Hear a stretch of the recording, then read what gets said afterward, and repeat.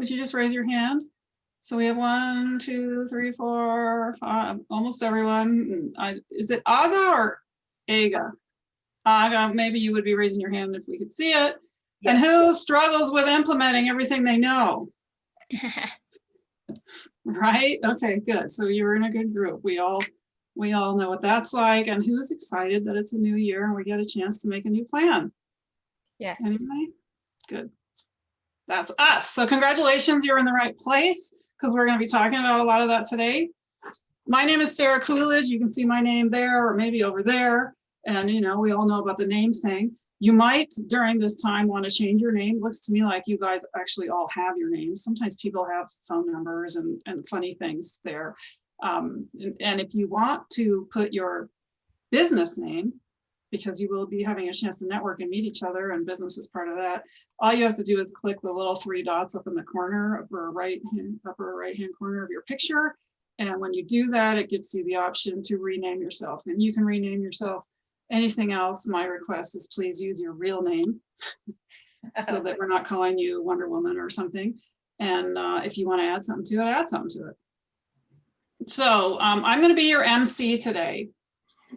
And that means I'll be talking to you in between stuff. And I'm also going to do a little bit of teaching around networking. And I'll do that first up because we want you to be able to network while you're here and meet each other. We also want you to have a great time. We want you to design a plan for your fabulous new year and to make some really great supportive connections. Before we get started, I'm going to introduce you to the team. I know you probably know some, if not all of us anyway, but it's still my pleasure to introduce these amazing lionesses that have been working with me together on this and working with me together on stuff all year long. I'm going to somehow have to fix that. Okay, there we go. So over to my left at this moment is Heather Safkin. And will you just wave in case they're not sure where you are? She's wearing a red shirt. She's got a white background. Some of these things are helpful when you're trying to find people, when screens are fuller than this, maybe, but it's a skill you might want right now. Heather works a lot with nonprofits, and some of the work she's doing with nonprofits is teaching them about strategy and goal setting. And she's going to be sharing that information with you today. And then on my right, we have Wendy Petrucco, who I always want to name differently. And Wendy is an amazing health coach, and she's going to be talking with you today about some of the important parts of your body and your health and how they support you to have success in your business or your project.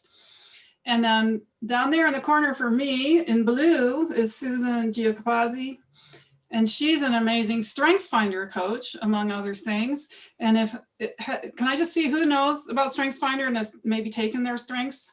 So we've got a few people that's familiar. Good. So you'll learn more about yourself today, especially if you already have that information.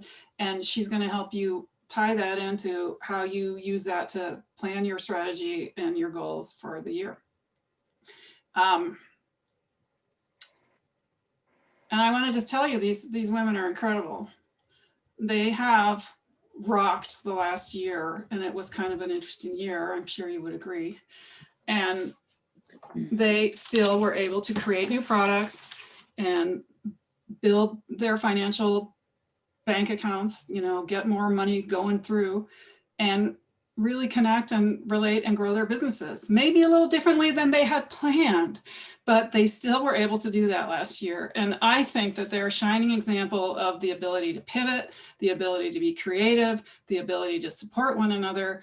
And I just want you to know that you're going to get some really amazing information from them today. And I am very proud to know them all. I also want to tell you, it wasn't always this way, that things were not always so perfect. And when we all got together a year ago, plus it was way back in October. And at that time, we had a great time. We had a lot of high energy and clarity around outcomes, and we made a lot of plans for 2020, that year that we just finished. We were working together on all that stuff, and we were pretty high and happy. And then what happened? March, right? And everything shifted. And that was, I'm sorry. Jerusalem has been trying to get in and she can't get in. She says the host, it says host is in another meeting. Thank you, Kimberly. Wendy, are you going to be able to manage that on the edge? Makai had the same the same concern, and I just text her what you sent us earlier, Wendy, just so you know. Forwarded the text. It Yep, happened that's all I did. with the Eventbrite link, the last Eventbrite link that I got, the last email I got from Eventbrite, was that link is the one that did it. I know. But from the email, it works. Either. So I don't know. Let me just try to text her this. Well, I would appreciate it if Wendy could do it because I believe that Wendy has the information and I want you to be able to be here. Okay. I mean, I don't know what it's going to take, but Actually, Wendy Jerusalem did, she did respond to her text number. So I don't know if you can try something else with her, but she just can't get in. Thanks. you're muted, Wendy, if you're trying to speak to us. You're still muted, baby. I used the email link that Wendy sent an hour or two ago that just said, here's your Zoom link, and it worked fine. Mm-hmm. Yeah, give me her number and I'll contact her. Jerusalem's? Okay, hold on. Do you see what fun it can be sometimes? Yeah.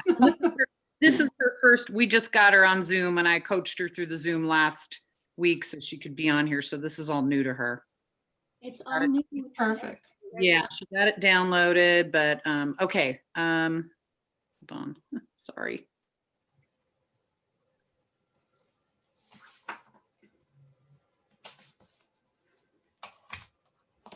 Okay, you want me to text you her number? Yes, please. Okay. Thank you, Wendy. Alrighty, so I'm going to pick up where I left off as soon as I see that the text has probably gone through and that Kimberly is back with us. Looks like she might be. Hooray. Okay, any second we're going to have, what's her name? Jerusalem. Jerusalem show up and we're going to just go, yay, Jerusalem, you're here. You're a rock star. So we had some amazing plans and then March came. And for some of you, March might have been like a big old whack on the head, or maybe it took a couple months to get the whack. We're all a little bit different on how we responded to what went on last year. And for us, and for these women, what really worked was sticking with their plan, pivoting the parts of it they needed to pivot, continuing to grow, and continuing to support each other. And that's how they got through the year to the point where not only did their businesses grow, but they put together this amazing event for you today, which is way beyond what we had planned a year earlier. So I just want to point that out to you, that this is possible. This kind of change is possible. If you resonate with that, if it excites you to think about moving ahead in that kind of way, then you're, again, in the right place. You're going to be learning a lot today.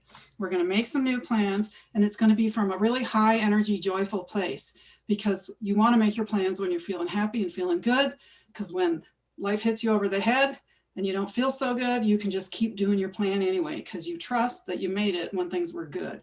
And you don't want to make decisions about changing things when you feel lousy. Never a good idea. So we're going to be working a lot with you on that stuff. And we're going to also make sure that you have support to keep moving forward by making sure that you connect with each other and have the opportunity, of course, to follow up with any of us.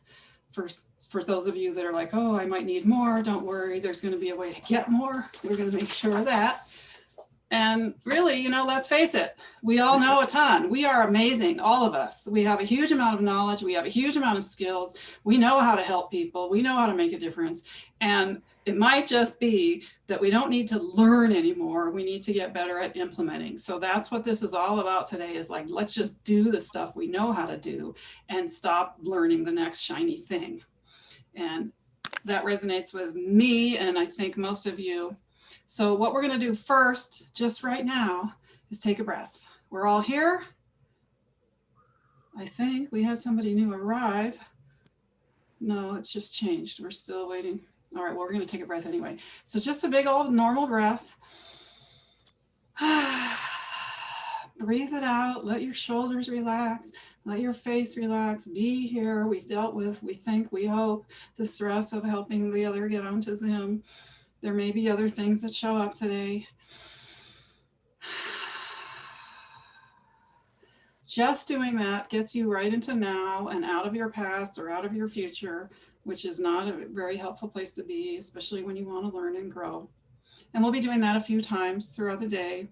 I had it planned that we would do that now, and to just kind of say to you, we need to be flexible. We probably are going to have to serve a couple technological things, and we already have. And this is really important. We cannot expect perfection. If we do, we're going to disappoint ourselves, and we may never actually implement.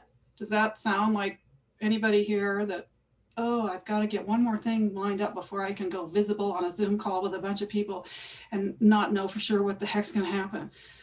We just have to dive in. So we're diving in with you. It's going to be amazing. And we're also going to demonstrate the ability to pivot because we just had to, which means, of course, we're a little bit behind time already.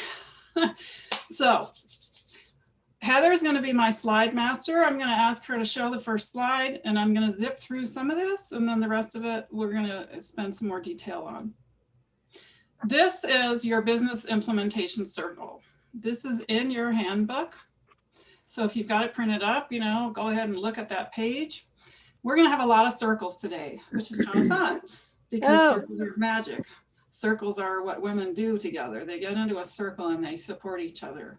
And of course, there's no beginning and no end to a circle. And then there's the globe, and then there's the circle of life. And there's all sorts of magic when it comes to circles. So this is your first circle of the day. And you're going to hear these instructions again, or you're going to see them again in your workbook. I'm just going to read them to you this one time, and you'll probably get them a little bit faster in the future as you get some more circles as we come through.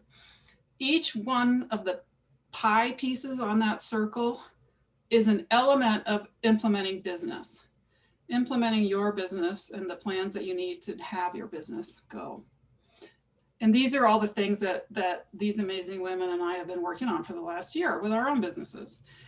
And so each one of those, you can rate yourself. You can look at, for instance, I can't even read the dang thing, broadcasting a compelling message, and you can decide, well, where do I think I am with that? Do I know how to do that? And am I doing it consistently? And am I really a rock star at it? Or is it like, I don't even know what that means? And maybe I got to learn something here. And what we're going to ask you to do is just put a dot on that line somewhere that measures where you are accurately when it comes to that particular skill. If you're out there on the circumference of the circle, that means I'm a 10 out of 10, man. I got this thing nailed. I know how to do it, and I do it. If you're right there in the center of the circle, that's sort of a 0, like I don't know what this is. 5, halfway through. So just put the dots on each one of those segments. I'll give you a minute, not very much time. And if it's really not enough time, you let us know, but let's time it for a minute and go ahead and put your dots where you think you are on each one of those skill sets. And yay, somebody else is coming, almost here.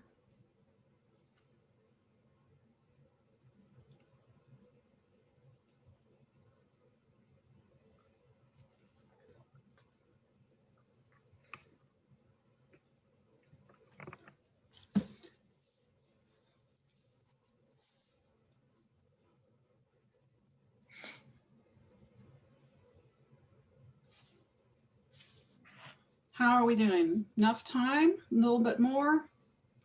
Confused? 30 more seconds. 30 more seconds for Micaiah, which is fine. We have it. Jerusalem, we'd love to see your face when you can get your video up and running. Where am I gonna? Oh, start video. I see it. Yeah, we're gonna bring you through. There you are. There you are. Here. Hi. Good work. So we're working on this first circle in your workbook if you haven't figured out where we are. And it's evaluating yourself on where you stand with each one of these skill sets. And not just do you know them, but are you actually doing them? Because that's the kicker, right? You might not be doing it even if you know how. All right, you can stop now. All right, about done? Got your dots? And then the next thing is connect the dots. You can see the little spider webby thing in the, excuse me, in the corner. which is not your spider web, but it might be somebody's that looks like that. And it'll just tell you automatically, okay, these areas I feel like I'm pretty good in, these areas I might need a little improvement, excuse me. All righty, so go ahead and change the slide, please, Heather. So we're going to dial in on just a section of this circle, which is part of what you will also see in some of the upcoming stuff that the other ladies will be teaching you about. And I just want to point out that there are several segments. Some of these I will be talking about, some of these others will be talking about. Some of these you're going to have to connect with us later on to get some information on, because we certainly can't do all of it today. So the broadcasting a compelling message, you'll get a little piece of that as we work in networking, how to talk about what you do so people understand and connect with you. And you also want that to spread across all your marketing, not just in networking. The bottom there, you can see it says creating a plan and following it. Well, we're going to do that today. It'll be up to you to follow it, and it'll be up to you to get the support you need to do that instead of trying to do it all on your own, which may be a habit you have. It's certainly one I know a lot about. There's controlling your time, habits, and calendar, which we'll be talking a little bit about today and give you some resources on. Mastering your business mindset. Wendy has some information on mindset, something I also work with people on. If you don't control this puppy, you're not going to be able to control much of anything else. And you may have amazing skills, I'm sure you all do. And if this thing is out of control, it's really hard for you to get your skills out into the world. So that business mindset is a really key part. And that's something that I work with a lot of people on, as does Wendy. And then the big one right now is generating leads and growing your network. So we're going to talk about networking. And you can, well, just give me a minute. First, I want to say that I've been running a networking meeting for about 6 years. There's over 800 members of this networking group, and we get together monthly to network. And I teach it in a very specific way. I'm going to give you that context today, which is you don't have much time. So what are you going to say to somebody to get them to be willing to talk to you again in the future? And that's the context. It's not how it's always going to be for you, but it's certainly how it's going to be for you today. Because as you practice your networking here today with us, you're only going to have a minute to say something. And you're going to get all the valuable input from all the others about how well you did it. And you're going to get a chance to practice it over and over again and get better and better at it. So have fun with that, because it's kind of crazy sometimes. Your goal when you network is to receive the permission and the means to follow up with somebody at a later time. This is the way I really want you to think about networking. It's not to do a sales presentation. It's not to get a customer. It's not to do anything but get permission to follow up with them later, because you have interested them enough in whatever you said that they're willing to get on the phone with you and find out a little bit more, or just have a conversation. And then you can control what happens at that point. You can't always control it at any kind of networking event, and you want to be in control of that conversation. If you have a product you're wanting to sell, you certainly want to be the one that's managing that conversation. So that's the goal of networking, at least for today. And if you hang out with me, that's the goal of networking. So go ahead and switch the slide, please, Heather. And, yep, way behind time. So this is what I'm going to ask you to do. Come up with 4 elements of your little networking introduction. And what they are going to be is right there on the slides, also in your workbook. And you also have a chance to begin to write them on the very next page in your workbook. Number 1, be able to express some kind of a problem, something interesting, an angle, an idea that makes somebody go, You want them to lean in and go, I didn't know that, or really, or what? You want to wake them up. People are asleep most of the time, and they're not thinking, or they're not thinking about you, and you want to get them into your world. So something interesting, a problem, a topic that relates, of course, to whatever it is that you're doing in your business. The next step is to link yourself to that thing somehow. How are you connected to it, involved in it, or supporting it? The third thing is tell them what you're looking for next. If you don't tell them what you're looking for next, they're going to assume that they know. And that means that if you say, I'm a real estate agent, they're going to assume what? You're looking for somebody to buy a house or sell a house. Would you agree? You can do this. Yeah. Okay, good. So I know you're with me.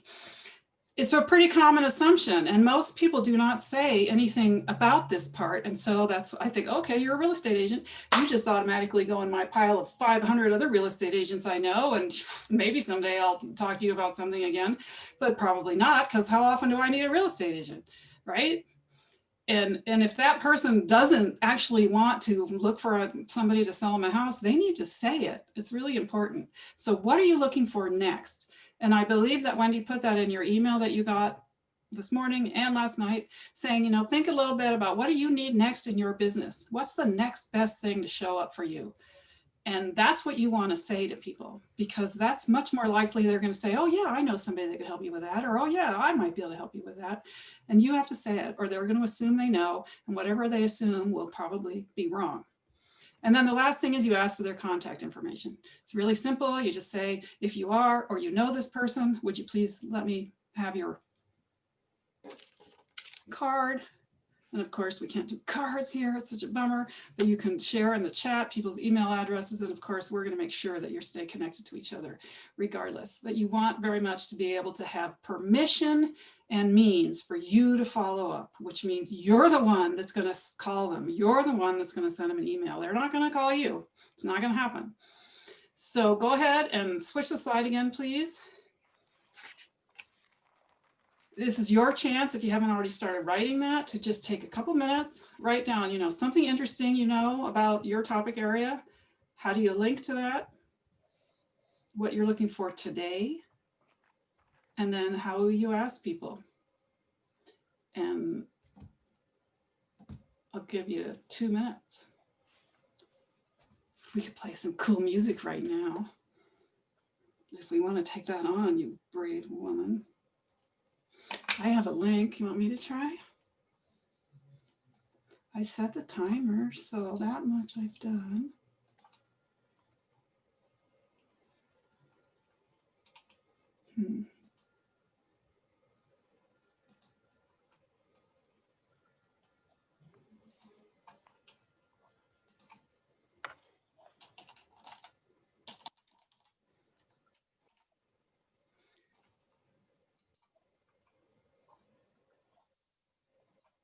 Come on, Sarah.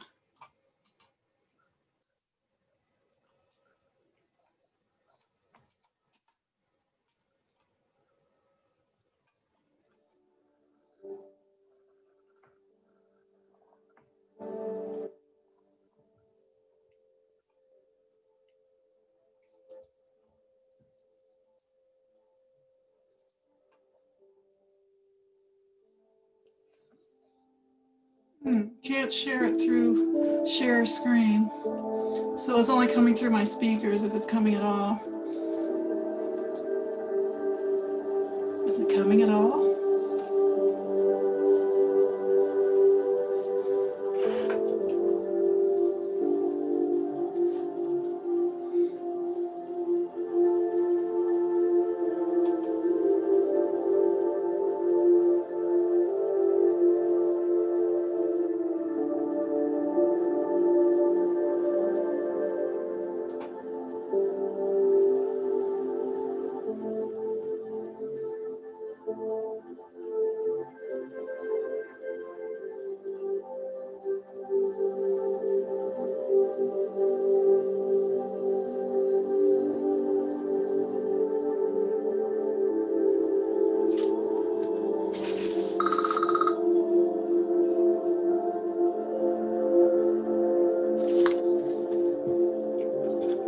So that's 2 minutes. How you doing?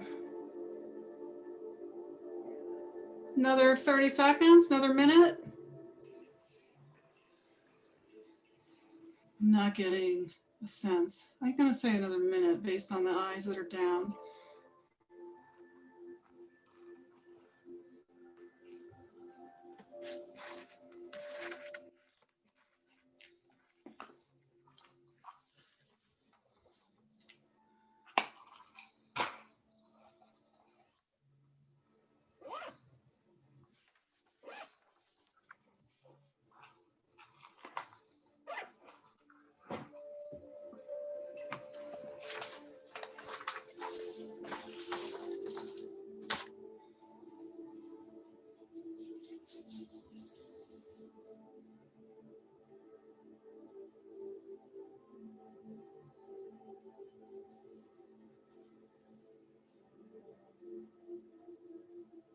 tiny.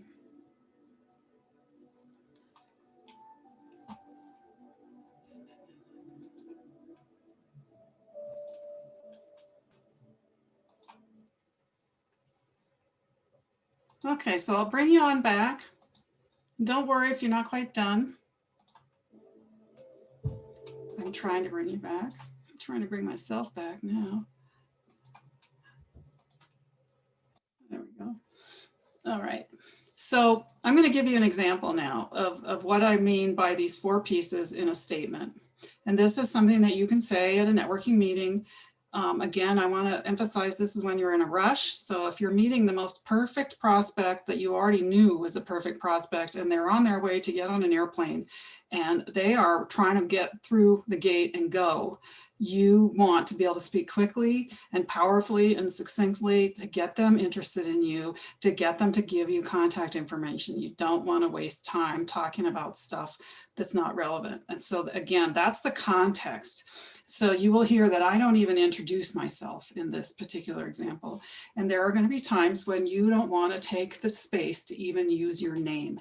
You don't have the time for that. And if they fall in love with your idea, they're finding out your name later. If they don't get a chance to hear your idea because you wasted your breath on your name, you've lost that chance. So that's the kind of context again. So just listen to this example and see if you can pick out the 4 different pieces in it, okay? Did you know that over 50% of new coaching businesses fail within the first 5 years?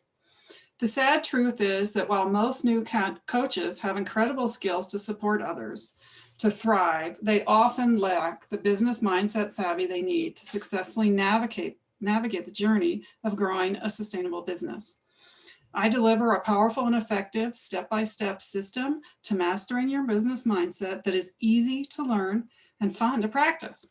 If you are or know someone who is ready to grow their coaching business to really impact the world while they enjoy the journey, please give me your card or please share your email in the chat box. That's it. I don't think it was more than a minute. I didn't time it. Could you hear the 4 elements? First one, 50% of new coaching businesses fail. Actually, 50% of all businesses fail.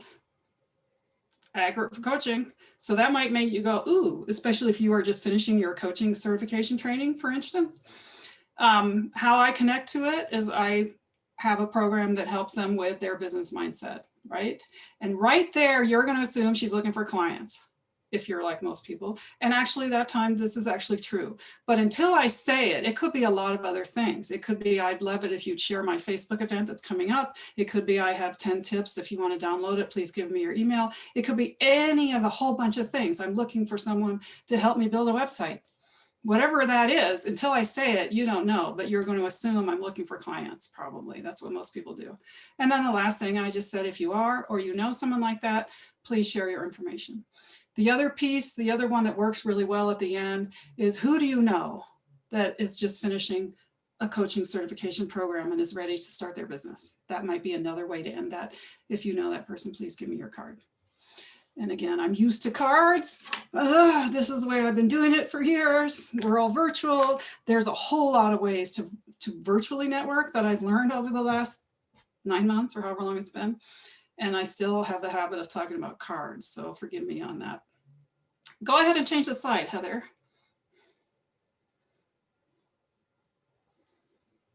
There should be another one. It's not there. Oh, it's in your workbook only. Sorry. We have 2 different little things and I get them mixed up. So go back. Thanks. So the workbook now has a page where you can put it all together into one statement. And if you haven't already kind of started doing that, go ahead and use that spot, because in a minute we're going to go into these breakout rooms and you're going to actually read probably your statement. And by the end of the day, you're going to be able to say it without reading it because you'll have practiced it enough. And you're also going to get feedback from the person that you work with. So that slide actually tells you all of it, but let me just tell it to you in terms of how it goes. You're going to, whoever arrives first in the breakout room is going to be the person that's the timekeeper. And you're going to know who you are because you're going to be the only one there. That's how you'll know. And you're just going to step up and say, oh, okay, it must be me. Does everyone have a smartphone or some kind of a way to run a timer? I'm seeing mostly yeses. So if you're the first person that arrives, the very first thing you're going to do is set up a timer for 1 minute. And you can actually do that right now.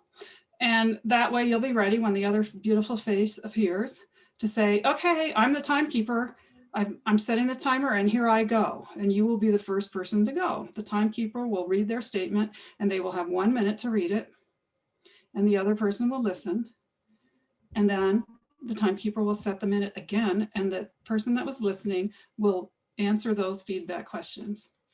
Did this person use all 4 elements? I heard 3, but I didn't hear the last one, or I didn't quite get what you're really asking for, or I'm not quite sure, you know, what is it that you do? Whatever it is, if you didn't hear all 4 elements, let them know and let them know which one you didn't hear. What stood out to you the most? What do you think they just rocked on? You know, like, wow, those 3 words were really good, or the way you said that really made me perk up, whatever it is. And then where did you need clarity? Often there's the thing around clarity. I'm not really sure what you're doing. And say it. Loving honesty. And if we're caught up in people's feelings, we can't often give them loving honesty. And you care more about their freedom and their ability to produce and their ability to move forward than you do about the potential that if I tell them I didn't understand, I might hurt their feelings. Because this is really valuable information for them. You all willing to play that game? Big old yes. We got some thumbs. Yes, ma'am. Okay, so before we go into this, I'm going to put some information in the chat for you just to make sure you have it. I don't think you're going to need it really so much right now. I just meant to give it to you earlier. Where's my chat gone? This is interesting. There, chat, come on, chat. This is more information about Zoom. And so we are right now, I believe, I mean, I know I am in gallery mode where we can all see each other. When you go into breakout rooms, you're going to be just 2 of you and you're going to see some things happening. You've been invited to breakout room 1 and you say yes and you go, and now it's time to go back and you say, okay, and you all come back. You'll see some various things pop up on your screen. While you're in there, it's also probably gallery mode. While we're sharing slides, you may want to be in something called side by side mode. And that way you can see us and see the slides. And this Zoom information that I'm putting in the chat, you may want to refer to that as we kind of go back and forth between slides and all of us in a group. So it's there, I think. Did I hit enter? Did it show up? No, I didn't hit enter. Gosh, it's hard to talk and compute at the same time. So that tells you a little bit about Zoom. So Wendy, I need you to set people up into groups of 2. So she's going to be working on that, and just you go ahead and tell us if you've got a question on how to do that. And just random. If we somehow end up with 2 teachers together, we'll have a good time because we'll just talk to each other. You all clear on what? Does it the have to assignment is? be, does it have to be like just coaching? Because right now No. I don't, okay.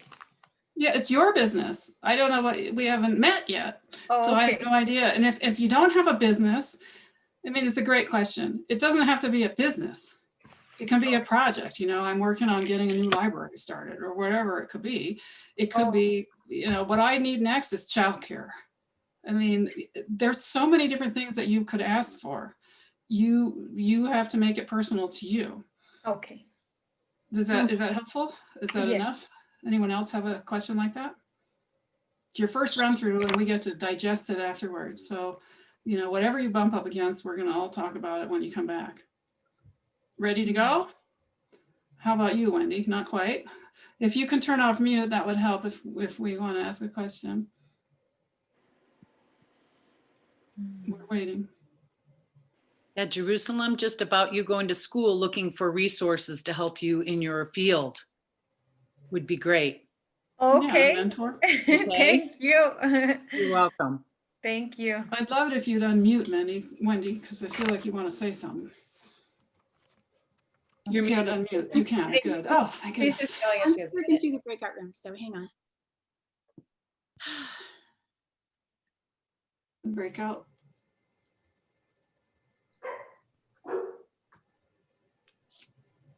It's not working for you? Do you want me to try it? Oh, wait, I got it. I got it. You know, I had to come back to that. Okay, so we have Breakout 5 rooms with 2 people, and you don't have, they're just be random. and we're gonna create. Okay. Okay, I'm gonna open now. Wendy has invited me to join a breakout room, so you should all be seeing something like that. Go for it.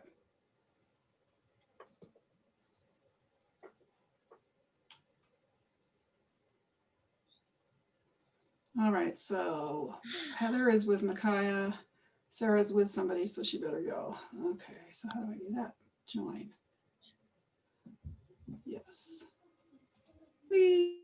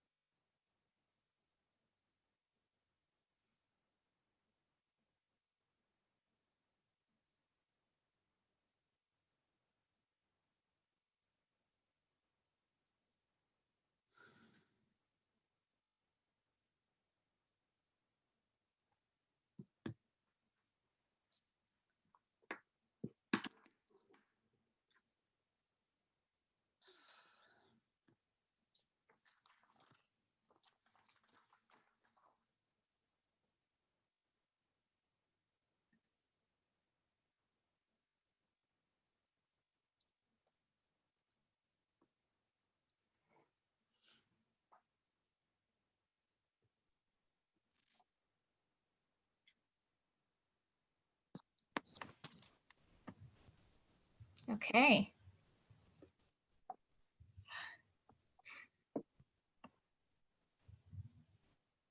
Wendy, so I'm gonna go ahead and share the screen again. I think I should do that. Yeah, okay. It's like already shown and everybody Yeah, gets that. Okay, good thinking. there we go. What's next? Let me just see really quick since it's just up. Okay. Oh, Susan's great. Okay.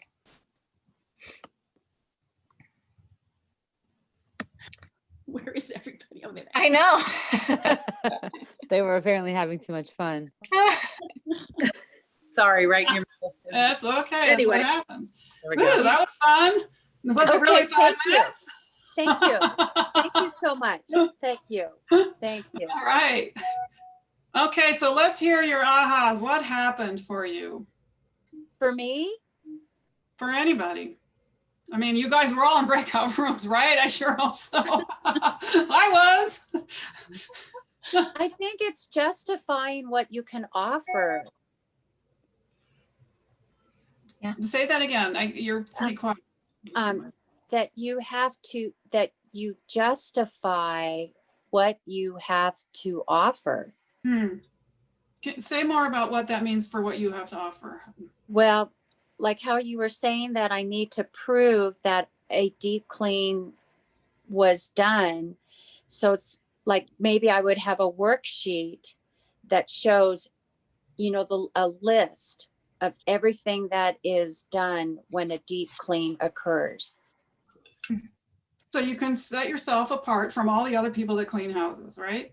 Yep. Kind of like that real estate agent example, like everybody, they're all the same, right? Well, no, Yeah. actually we do deep clean and we can prove that it's safe for COVID. And Right. and I then like all of a that. sudden you're different. Yeah, great. Okay. What's another good. aha that you all had? Well, Kathy? for me, I found that I have to make it come across as authentic and not salesy. And that's just how I feel like I would want to be approached. And so that's how I have to find a way to make myself heard, is in a much more authentic way, and trying to fit all of your 4 items into a more authentic, flowing conversation for myself. That's what I learned. And what did you find that worked? I find I didn't feel like when I went through what I had written that it was something that I would probably actually say if I was given a few seconds to talk to somebody. So that was my aha, was kind of realizing that maybe I don't fit a mold, but I have to figure out a way to get my information across. Well, I want to congratulate you, or maybe the better word is applaud you for playing anyway. Because does anybody want to be salesy? No. Raise your hand if you like No. want to be salesy. No. Whatever that even means, right? Yeah. Yeah. We all have like this thing. Well, maybe not all of us. I mean, anytime you're actually wanting somebody to do something, Yeah. if it's, I want you to get dressed before you go to school today, honey, that's a sales conversation. You want them to say yes. And so there's a whole mindset thing around sales. Like, okay, I'm willing to sell people stuff and take money, but I'm not going to be salesy. Well, there might be a little work to do there to turn that word into something that feels better for you, because we're all in sales all the time. Anytime we want someone to say yes to our idea, it truly is the same thing. It's service. I have something I think might be good for you. Can I tell you about it? Putting clothes on before you go to school, especially when it's snowing outside, that just might be a really good thing, and we don't have a problem with that if we're moms, but we can have a real problem with it when we have a product and we're asking for money. And yet it's really not very different. So you are not alone with not wanting to be salesy. Well, and that was one of the things that Kathy and I discussed. Am I on? Yeah, I'm unmuted. Like when you read yours, to me, that sounds like something you would say in a 60-second commercial at a networking event. Mhm. That doesn't sound like something that you would say to somebody as they're getting on a plane, or if you just met them randomly, unless they started to ask you questions. And so that's where I felt, I feel the same way. Mine is, I have to be very authentic and very conversational. Mhm. And so generally I find that I'm chatting with people and I'm asking them questions. And then when, when they ask me, something, and I may just say something like, I travel a lot with my business. And then they ask me, oh, well, what do you do? And then I can lead into that. Yeah, So, yeah, well, assume they've asked you what you do. right. It's just. I we're never asked him what she does, but she had a way to put her sale onto people without pushing it. I really love her way she does it. Because I've been a massage therapist and I massaged her and she never mentioned, can I sell you this or anything? Mhm. So all of a sudden I became really interested in what she does. Well, I want to remind you, because all of these things that you're saying are valid and true. And there are times when we don't have very much time. Mhm. And that's what we're talking about again. You go to a networking event where there's 50 people and you would like to actually meet as many of them as possible. You want to be able to say something quickly that is authentic for you, that feels good for you. And the first time you go through this exercise, you might not have landed on it yet. I mean, that happens. But this is part of the fun of what happens when somebody says you only have a minute, is you get better at it. You say it faster and you laugh and you have fun because you're safe, because these people right here, they might be a connection for you. But if not, they're a great, happy playmate for you right now to really play with a new way of saying things. And we want you to connect with each other as much as possible. If you already all know each other, it's a little bit different than if you didn't.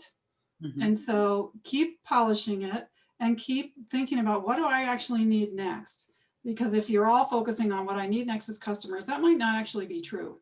If you got 500 new customers, you might not be able to handle it. So maybe there's something else you need next that Might- you are comfortable saying to people. I'd really like help with figuring out how I do my webinar next week. Do you know anybody that's ever done it? Whatever it is, people want to help when they can. But it's very important that we're clear about what it is that we're looking for next so that we can really help them. So I'm way over time. And I just want to throw out like another one statement, which is you're going to have several other breakouts. They're not all going to be only 5 minutes long. You're going to have more time to do other things in your breakouts. And we are requesting that at every breakout, the first thing that happens is that you each do your 1 minute share, however it has evolved to that point, so that everybody gets to say it at least 3 or 4 times today. Even if the people have already heard it, say it again. You know what? I'm changing this word. Does this sound better? Do you like it better like this? Here, I added this part. I want to try what Sarah says, even though I'm not sure that it really feels authentic. Just play with it, because you will get better at it. And please give authentic feedback whenever possible, because that will also help people on this. So that when you go home today, you have some new connections with people that have said, yes, you can call me. I'd be happy to talk to you a little bit more about whatever that thing is. And if you don't have anybody in this group right now that isn't already your customer somehow, then I'm going to encourage you to ask for what you need from them, because you don't need them to be your customer. They already are. If that's the truth of it, because I know a bunch of you know each other, just like Jerusalem and Kimberly just said, well, Jerusalem and Kimberly wouldn't be talking to each other about how about, I sell you this thing if they've already sold it to each other. Talk about what you really need next. Does that? Yeah. Mhm. Yeah, yeah. And it might be a different thing. So sometimes you have 2 things. One is, I'm looking for customers. Oh, wait, I'm talking to one of my customers. Okay, what's the second thing I need then? I'm looking for help with my website. I'm looking for somebody to help me clean my house. I'm looking for, if you want deep clean, you're going to Teresa. I mean, this is how we can help each other right now with real stuff that you really need. That's very much what we all want for you. As you go forward into your breakout rooms in the future, this is again, if there's a timed element, the first person who arrives is the timekeeper. That's just a done deal. You know it. You don't have to spend 5 minutes talking about who's going to keep time. If there's a timekeeper, it's the first person that arrives. Just step up and be it and get ready for it. if it's 5 minutes, 1 minute, you're each going to have a 1 minute introduction. Somebody sets a timer for 1 minute. It's me. Okay, here's my introduction, blah, blah, blah, blah, blah. And then I basically just say, okay, next, Heather, you go. I pick who the next person is. Heather's ready, she goes. Heather picks who the next person is. That person then goes. So you're just going to volunteer around until everybody's done their introduction, and then you'll move on to your other activity. Do you have questions about that? Anybody else besides Teresa actually trying to be with us and time keep on the same device? Is she the only one who's on her phone right now? Yeah, I think so. Okay, so Teresa cannot be timekeeper because then she has to mess around with getting. I can look at my watch. I do have. Well, you know, I think we can make space for that because you don't want that. Okay. So I am now going to take this magical opportunity to take a breath. Have fun with it as we go forward. And it's only part of what we're doing today. And there's always lots more networking ways to play with networking. When you meet someone new, you don't have any idea what they're going to be. If they're going to be a customer, your new best friend, your new lover, who knows? And if you are only into like customer, you're going to miss a lot of opportunities to connect with people in a lot of really cool ways. So I encourage you, when you do network, to not just have a business attitude, but know that whatever happens here is going to be great connecting with people. And all I really want is to be able to have permission to call them again. And if they say no to me, I'll trust that. And if they say yes, then I'll get their information and I'll move on to the next person. I won't buttonhole them and try to sell them in the moment. It doesn't usually go very well. It just doesn't. So now, anybody collect an actual contact that says, hey, I want to talk to you more about that? Did that happen for anyone? Not yet? You already all knew each other? No, I just happen to be on the breakout with someone I know. So we'll do our best to switch that up with our random wheel of fortune. So now I'm going to introduce you again to Heather and Susan, who are now down here for me. Heather is in the amazing red shirt and Susan's in the amazing purple, or at least it looks like that to me. And these two are going to dive into goal setting and strategy. And this will be some work to really get you to the point that when you leave today, you actually really have a plan for how you're going to move forward in 2021 and rock the crap out of it. Does that sound like a good thing? Yes. Yeah. Yes. Networking will only be a little part of it. All right. Susan's going to start us off, I believe. Okay, here we go. Hello, I am Susan Jacobazi. I have met a few of you before talking about your strengths. I cannot have a conversation with anybody without somehow it wandering back to strengths. Anyone who's related to me knows that. And I'm going to tell you a little bit about Clifton Strengths in just a second. But right now, we're just going to shift gears off of networking, and Heather and I are going to tag team on goal setting right now. This is a huge part of planning your year, obviously, and Heather will go a little more into why do we need to goal set and that sort of a thing. And I'm going to talk to you about what the very first step is, because what I do is for my business, I have my own small business, which is consulting and coaching. I do consulting about communication, about getting teams at work to enjoy each other's company a little bit more, work effectively together, and that sort of a thing. And we do that, plus the life coaching that I also do. I do life coaching with all ages. I'm especially interested in young adults and late teens and finding their life path and that sort of a thing. And then it seems like this hump happens later. Once we get into our midlife, where we're like, okay, wait a second, now maybe I want to reinvent myself. And so oftentimes I work with people in that age range too. So in life coaching and also working with the businesses that I work with and with young adults, where we always start, and also in improving communication skills as well, where we always start is with who am I? So our next slide is the center of all of those things. And if you think about it too, the next thing is, oops, I think we're one ahead. So understanding yourself first is the first step. So that's what we're going to talk about to start with. So when you think about when you're setting a goal, this is also incredibly important to understand yourself first and think about who am I before I first start thinking about where am I going. I know when I would write goals for myself in the past, I would so often be writing this goal as if I were a person who were very organized and diligent and keeping bullet journals and taking data and that sort of thing. And it would last about a week and then it's gone from my life. Well, the more I learned about, once I started learning about understanding yourself and your own personality, I'm like, well, that makes no sense at all now that I understand myself better. So let's go to the next slide and talk about how you understand yourself a little bit better. The first part is understanding how you're wired. How are you naturally made, right? Anyone who has more than one kid knows that the same gene pool can produce very different results. Am I right? So, Right. So it's not, so some of it is just in the way that we are genetically made, and so much of our, so much of our personality is the way that we're naturally wired. And I think oftentimes we think that it's just the impact of our parents, and that's not the only thing. So how do you know how you were wired?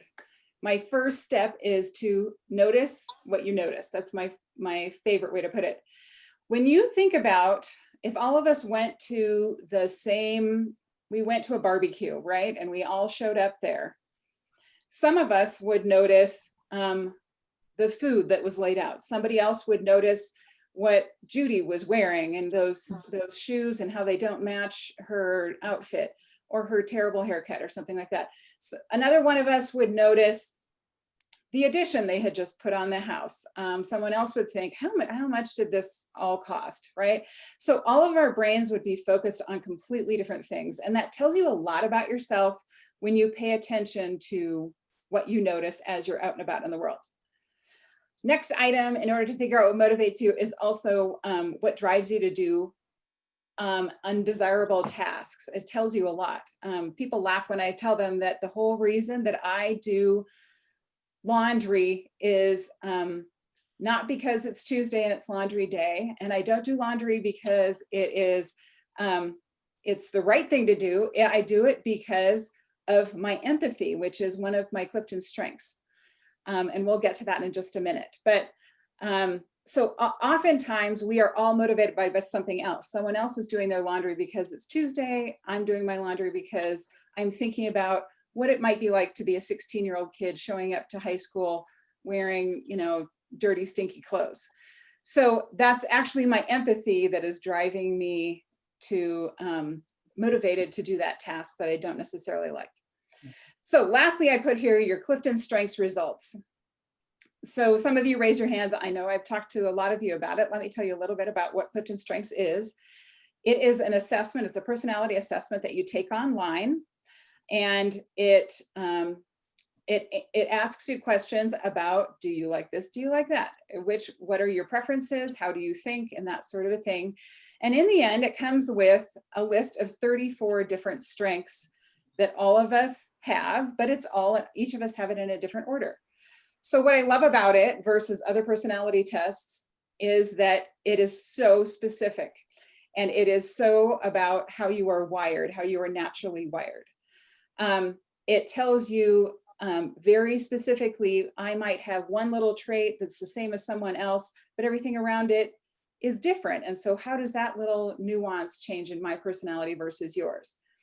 A lot of personality tests just break you down into 4 quadrants or something like that. And I just always kind of end up halfway in the middle. Am I an extrovert or an introvert? I'm actually kind of in the middle. So that's what I love about Clifton Strengths itself, and why I use it with my clients when we look at that first when we're talking about where are you headed in your life. And we also use it when we're talking about why does that guy in the cubicle next to me frustrate me as we're trying to communicate about our work project. Okay, so next slide will show us then these are the strengths of Teresa Edge, who I think was not able to make it today, right? Oh, she's here. She showed up. Teresa volunteered to be my guinea pig and show you a little bit about Clifton's strengths. So before we actually get into Teresa's, I just wanted to read off, well, I will read off her top 5 and tell you what those are. And this will give you a little more of an idea how this can help you in your creating your own goals. So on the top of Teresa's list is deliberative. So a person who is deliberative is one who needs time in order to make decisions. She is I want to look at that jump before I ski off of it. I want to see where I'm going to land before I make the decision whether or not I'm going to go, right? Smart. So it's I need to think this through. It's a risk-aware person. Next, she has restorative. Restorative people love to have long-term projects. They're good at long-term projects that have a lot of small wins along the way. But if you think about restoring anything, if you're restoring a house, then you are, first we're going to start with the flooring, and then we're going to decide whether or not the wiring works. And it's this very long process. And that's what a restorative person is good at, finding problems along the way and then fixing them. Consistency person likes things to be similar or the same, and are very good at ritual. Fairness is also important to a person with consistency. Connectedness is that bird's eye view of the other human beings who are on this planet, also maybe even the plants and the animals and everything in between, recognizing that we are all connected and that there's a ripple effect. Number 5, she has analytical, and analytical people are interested in show me the evidence. I want unemotional information so that I can make a very realistic decision. Okay, so you can see that Teresa, if we look at her personality type in a nutshell, she is going to respond to, when I see that analytical, probably respond to numbers, that data I was talking about that I might have a hard time doing, she would respond to that. Connectedness, oftentimes that has to do with other people. Probably she wants to do a goal that would include her network of friends or something like that.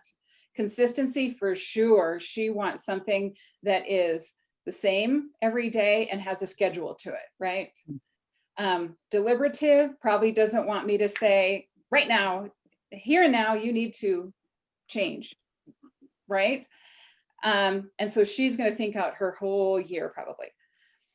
So I don't usually do this, but the next slide is my own top 5, because I think it's the greatest example of someone who has about the most opposite personality that we could come up with from Teresa's. So my top 5, individualization, that is almost the opposite of consistency. I like to custom fit everything. Things do not need to be the same at all. Empathy, I am paying attention to the emotions of other people and able to recognize the emotions of other people very easily. Ideation, that's a creative person who likes to think outside the box and come up with a new and interesting thing all the time. Intellection is about thinking, much more about thinking than about doing, actually. And activator is an impatient person who's, come on, let's go, let's go, let's go. So you can see almost that we are directly opposing in many areas. I'm a quick, let's go, impatient. My number 6 is adaptability, which you can't see on here, but that's about, I like things to be zigging and zagging. I want my day to be different and so on. So can you see how that is going to impact my goals? Please don't ask me to take data. Please don't ask me to put it on a little chart, because it's going to be hard for me. It's going to be frustrating, and it's not going to be motivating for me. Mine has to do with other people's feelings, my impact, and that sort of a thing. So that's what motivates me. It's going to be really different than Teresa and her ability to make the graph and follow it and follow the structure, probably. Whereas I can't follow the structure as easily. Okay, so then the other interesting thing about Clifton Strengths that I love is that it points to not only what you are excellent at, but then it also will point to what kind of rubs you the wrong way and what annoys you in the world, behavior from other people that frustrates you and so on. So you can move to the next slide, please. So meaning that a person who is a person who has a responsibility in their top 5, let's say, is one who, if they say they're going to do something, if they put it on their plate, then they're going to follow through with it, right? And so that person, what's going to annoy them is if you are a flake, right? What's going to, and they might get a little stuck on, Sarah just held up hers, and she's got responsibility number 1. If you have some organizational talents, then sometimes you can get a little stuck in your tracks and not wanting to move off and have life be messy. So that's what this little quote is talking about, is that because kids are messy, if I have super organizational talents, then it can be the explanation of why your kids are driving you nuts, right? Okay, so next slide. If you are not able to take the Clifton Strengths, if you have not taken them already. So number 1, if you have, I would suggest that you take a look at that list when we're on our break and you pull it out. But if you are not able to, I just wanted to break down a few basic sections that I tend to notice in personalities after spending a lot of time with a lot of people talking about the personalities. So I divided us into 3 different labels here. Of course, we're all going to be a little bit of this and a little bit of that, but I think a lot of you will find that you identify with 1 or 2 of these. So the data diva is that person who is, maybe that has that analytical aspect. Prove it to me kind of an attitude. If you think back, man, COVID has given me so much great meat to work with, to use an example. So when you are making decisions about, do I wear a mask? Do I not wear a mask? And all of the other bazillion decisions we've had to make, which don't have good answers in the last 9 months. Are you looking at the data? I want to know what are the actual scientists saying, that sort of thing. That's much more of the data-driven person. The empath empress then is the person who is much more kind of what I was talking about with me, of noticing how are the other human beings feeling. I'm making a decision about masks based on people who are in the hospital and their family members and that sort of thing. So you can see the difference in those different personalities.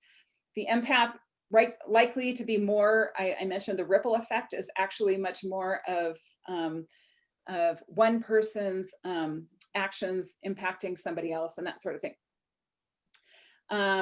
And you are probably more motivated by human beings than by things or by money. This is a recognition I had about myself, is that money is motivating to me because it'll chill my husband out, right? If I can bring in more money, then what I'm thinking about, his reaction actually, isn't that interesting? And someone else will be driven by the money itself, and that sort of thing. Productivity powerhouse princess. So then there's this other type. This is our friend Miss Wendy, is a productivity powerhouse for sure. That woman can get some stuff done. And she can cram more into a day than the average person. If you think about what motivates that person, she loves staying busy. She loves finishing projects. You kind of have an extra gear that you can go into that the rest of us don't seem to have. I just never hear Wendy saying, oh, I'm just, like as if her brain doesn't work anymore. Maybe she might claim that, but it's not like some of us are. So the ideal reward for that person is a bigger and better task. I think you'll usually know if that's you, that you love to be busy and that sort of thing. So those are our 3 sections that we're analyzing ourselves with today. Next slide then.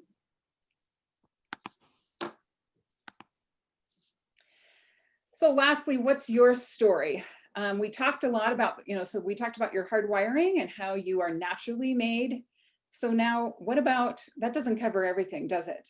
Your upbringing and your culture. What was the expectation that you grew up with about how many hours you work, about your work ethic and that sort of a thing, about how much money you're supposed to make, about, are you supposed to be an entrepreneur? Is that okay to be an entrepreneur? Or are you supposed to be a lawyer because we're all lawyers? A lot of that stuff comes from our upbringing and your expectations for yourself. This is in the handout too, just so that you can make notes for yourself. What are some things that impact, some things about my own upbringing that impact how I show up in business? Secondly, your baggage and your limiting beliefs. So these are kind of related in ways, because oftentimes, where did we get our baggage? We got it from, you know, our childhood or something like that, right? So if I have, this is a, you know, if this is a risk of something like Clifton Strengths, if you think about it, if that is that it's easy for me to say, oh, I'm not an organized person, so I couldn't possibly run a business, right? Well, that in fact is true, that it's not one of my biggest strengths, is having all my spreadsheets. But that's a limiting belief I've set up for myself over what I think about myself and what my capabilities are. So something else to think about. And then lastly, your current situation. So where are you right now? What is actually able to happen? Quarantine and that sort of thing is something to include in this. Immediately what I think of is our friend Heather, who had just had a baby, you know, a few months ago, and her life is very different. I have a teenager and young adults. And so I think her expectation for how her day goes, anyone who's had a baby knows the difference, is setting your life up, setting up your goals to suit your life. So I would love it if you jot down a few things about your current situation that allow or don't allow. Different phases of life, for sure. We're driven by very different things based on those kinds of situations. I have some college funds that I am needing to take care of right now, and so that's part of my situation right now. It's temporary, and it's going to change in the future. Fingers crossed, I won't have kids in my basement. But so think about those things in your life and jot those down as well. Okay, so then let's move on to our next circle. This is the circle of life, and I give this to my clients, my life coaching clients. First thing, it's usually the first thing that you do. You can see that each pie piece, and this is in your handout as well, if you can find it, I think it's on page 13. So same idea, is you're looking at, these are the different categories within your life. You as a whole human being. So again, what we're going to do, and we'll take just a minute or two, is to put a dot in each section, depending on what's your satisfaction, what's your area of satisfaction in each of those situations. So your physical environment, if you're like, I live in Tahoe, I hate snow, I'd hate to get out of here, or I don't care for my house that I live in, or something like that, then your dot would be towards the middle. And then, but if you're super stoked on where you live, then your dot's going to be towards the outside. So let's take a minute and fill out your circle of life.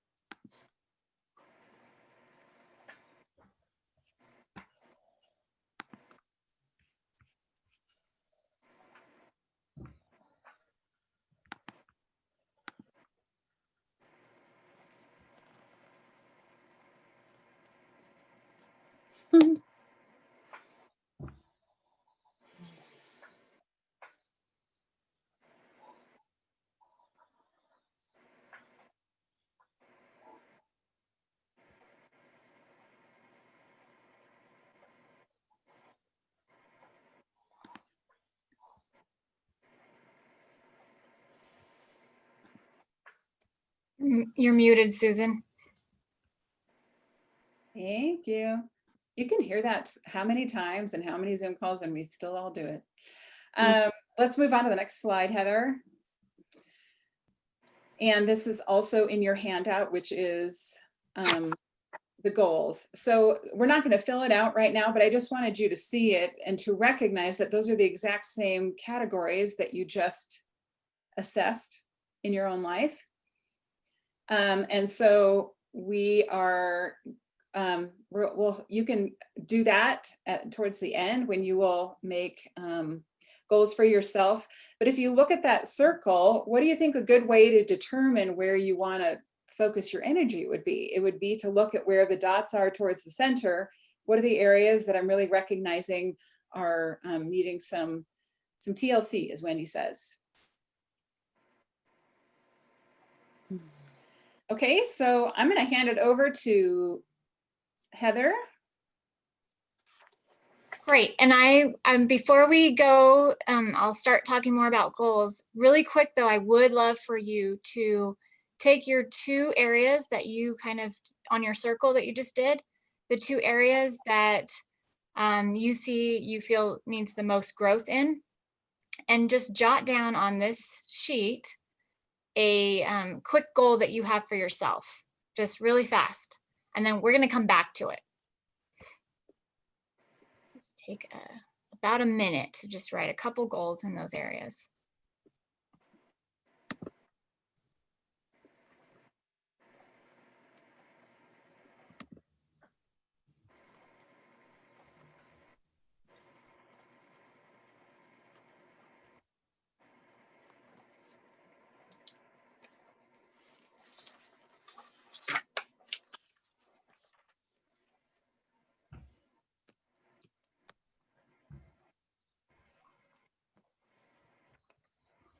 Okay, about 30 more seconds. And it can be brief because we'll come back to it.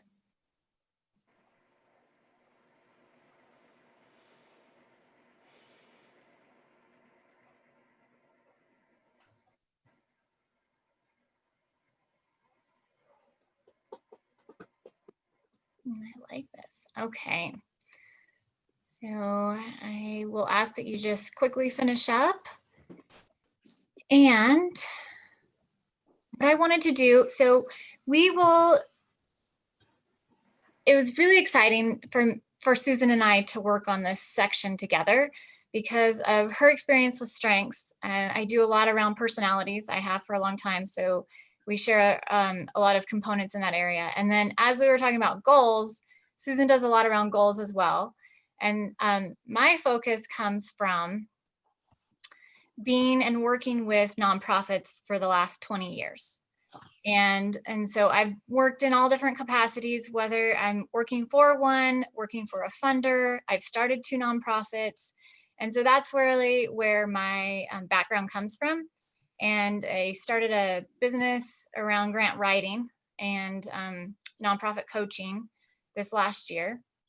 And a lot of times it's like strategic planning and goal setting and looking for your outcomes. And so I've kind of organized this. I do it for individuals and I do it for organizations. And so what I get to share with you is how to really fine tune your goals and make them a reality for this next 2021. Now let's see. So we really want to look at having your vision in mind. Like Susan was talking about, everybody's place in their life is different right now. And so I always like to say, think about in 10 years, what do you want your life to look like? What do you want it to be?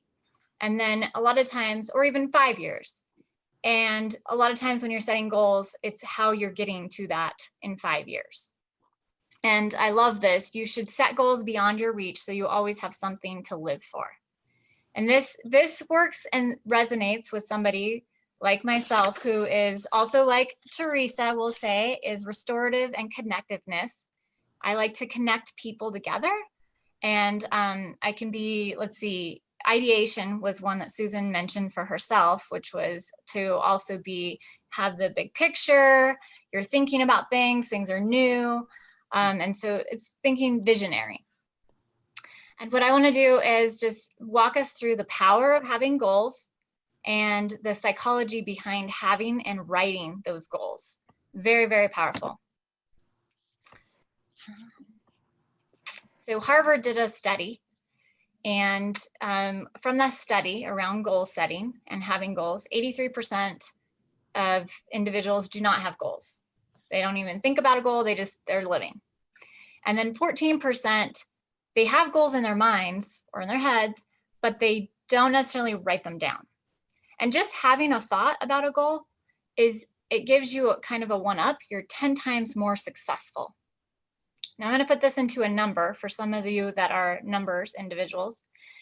Let's say the group of 83% of people that don't have goals, let's say on average they make $50,000 a year. And you just decide you're going to be in this 14% and you think about your goals. You're 10 times more successful. What's 50,000 times 10? 500,000. That's a big difference. That's huge.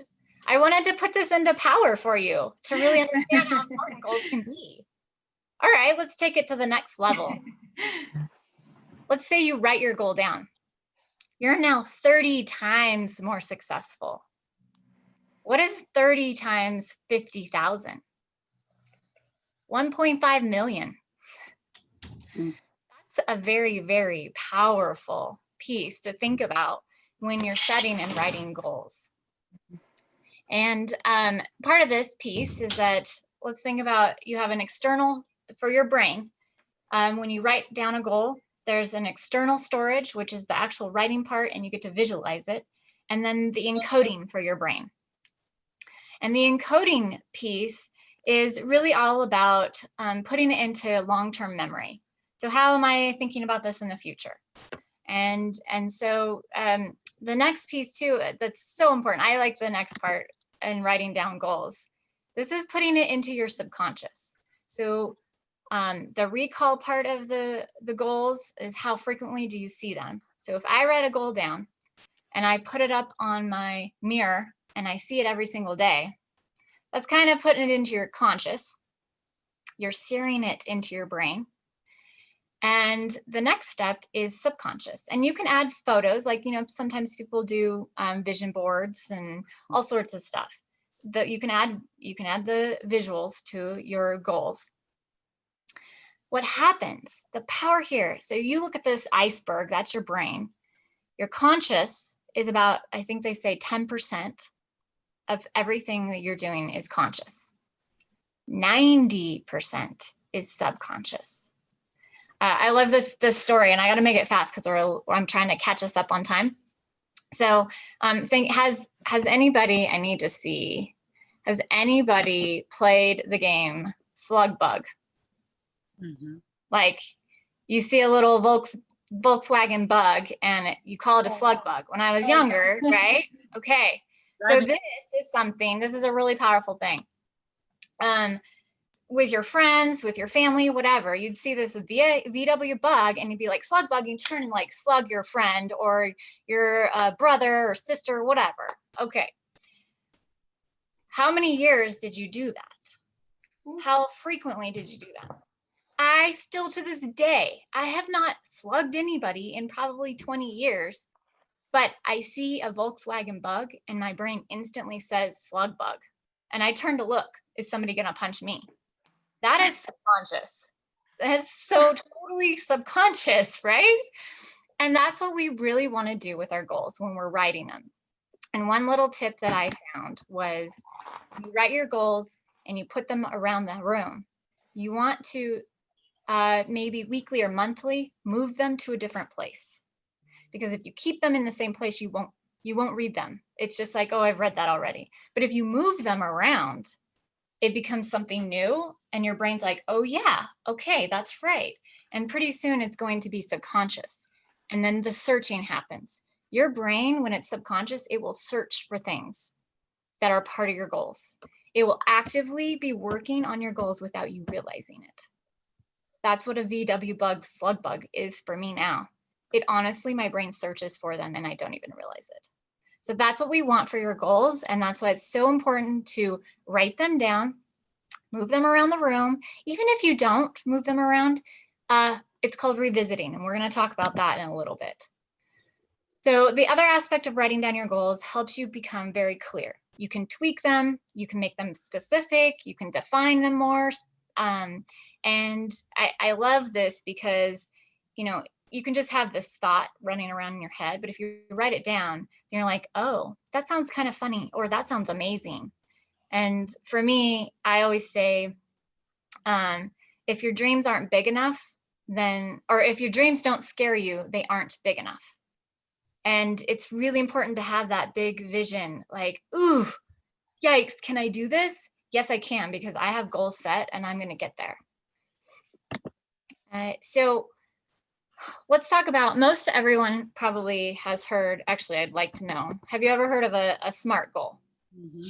Just kind of raise your hand if you have. Okay, or nod your head. Yes, thank you. So we're going to talk a little bit about smarter goals, and then we have the me part. And me part is really where Susan comes in to talks a little bit about your strengths and how you write goals with your strengths. So I'm going to run through quickly with the SMART part. I'm not going to spend too much time on it. And then we'll go into actually writing some goals for ourselves. So being specific is the first part, and I'll show an example of that specific, but it's really writing exactly down what you need and what you want and how it's going to happen. So measurable is something measurable. So I want to lose weight. This is a good example, and I'm going to probably use this one throughout the time. Or I want to raise more money, not raise, that's my nonprofit language talking. I want to earn more money. You can quantify that. It's like maybe saying I want to earn $10,000 more, right? So that's a little bit easier to measure. Did I earn 10,000 more? Actionable. And this is like, it's not I'm going to do it. It's I'm doing it. So think about it as we're writing goals. And I like to write goals in the sense of this happened already, or this happens in this date. That doesn't make sense yet, but it will in a second. Realistic. Or what your goals putting down, are they really realistic in the time frame that you're giving yourself? And then time bound. Oh wait, I gotta say something. For realistic, put a little note next to your next to that, and put down, wow, I just blanked, sorry. Darren Hardy is an author, and he writes a book called The Compound Effect. And really, this is about how doing small things over time, it compounds into something amazing and great. Even if you were to practice just saving $1 a day, that compounds into quite a bit over a year or over 10 years. You could practice not eating a piece of candy every single day. What does that compound into over 10 years? So I highly recommend everybody read that book. It changed my life. Anyway, I just had to put that in as a little note for change over time. So with SMART, the last part is the T and the time bound. This is so important, giving yourself kind of like a time element to accomplish your goal so that you have it in your mind like, yes, I'm continuously working towards this and I really want to accomplish it by this time. Now, the ER, so smarter, exciting. And this is part of like having Susan explain your strengths and being able to have that exciting element of, so you've got Susan with your strengths and you've got your vision. Where do I want my life in 10 years? Like I have a story, I'll tell it maybe later. Where do you want your life in 10 years? So what excites you? What motivates you? And making sure that's part of your goal. It's not just like, oh, I know I need to do this, so I'm going to write it down. It's like energy should come from them. And then revisit. This is essential. Just like I was talking about, making it in your subconscious, revisiting your goals on probably a quarterly basis is a really good idea. So January 1st, April 1st, what's the next one? April, May, June, July 1st, and October 1st. So, I mean, you can pick whatever time frames you want, but those are just kind of on a quarterly basis. Very, very, very important. And then for the me part, I am going to have Susan step in and talk a little bit about those two pieces. Sure. So like we spoke about, matching your life is setting up goals that fit into your life. So this was the aspect of, do you have a small child? Do you not have a small child? Setting up, are the people in your life on the same page as you? And that sort of a thing. Can you fit it into the way that your life exists right now and not where you imagine your life being 10 years from now? Embracing your natural self then for E is custom fitting your goal just for you. So this is about your strengths. This is about understanding who you naturally are and not who you are trying to be, who society might be telling you you should be, who your parents might be still telling you you should be, right? This is just about naturally who you are, what speaks to you, what motivates you, and making sure that you're writing a goal that is just for you and that that's not meant for your friend or your spouse or your parents or anyone else. Excellent. Thank you, Susan. Okay, so this is where you get to start to implement your own goals. I have an example here, and this is a pretty long goal. Sorry, I was deciding if I wanted to share something else. Let's see. So this is a really long goal.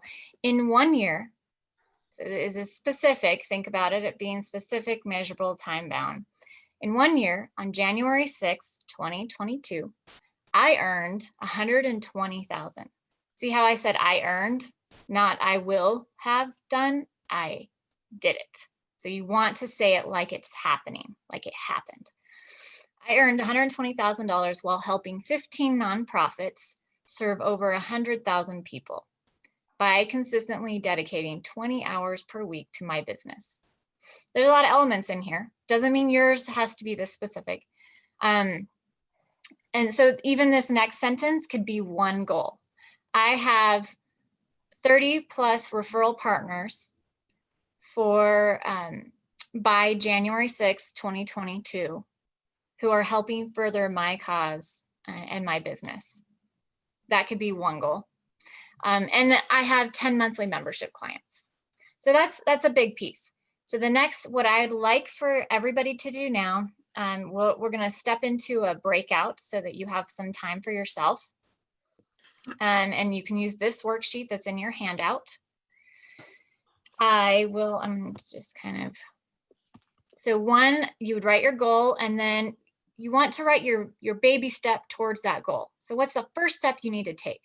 So if my first step here is, my first step, honestly, out of this goal is I need to make sure that my schedule, it allows 20 hours of time for me to dedicate to my business, right? So I need to make sure that my kids are, I have childcare, or my husband's organized to watch them for 20 hours, however that looks.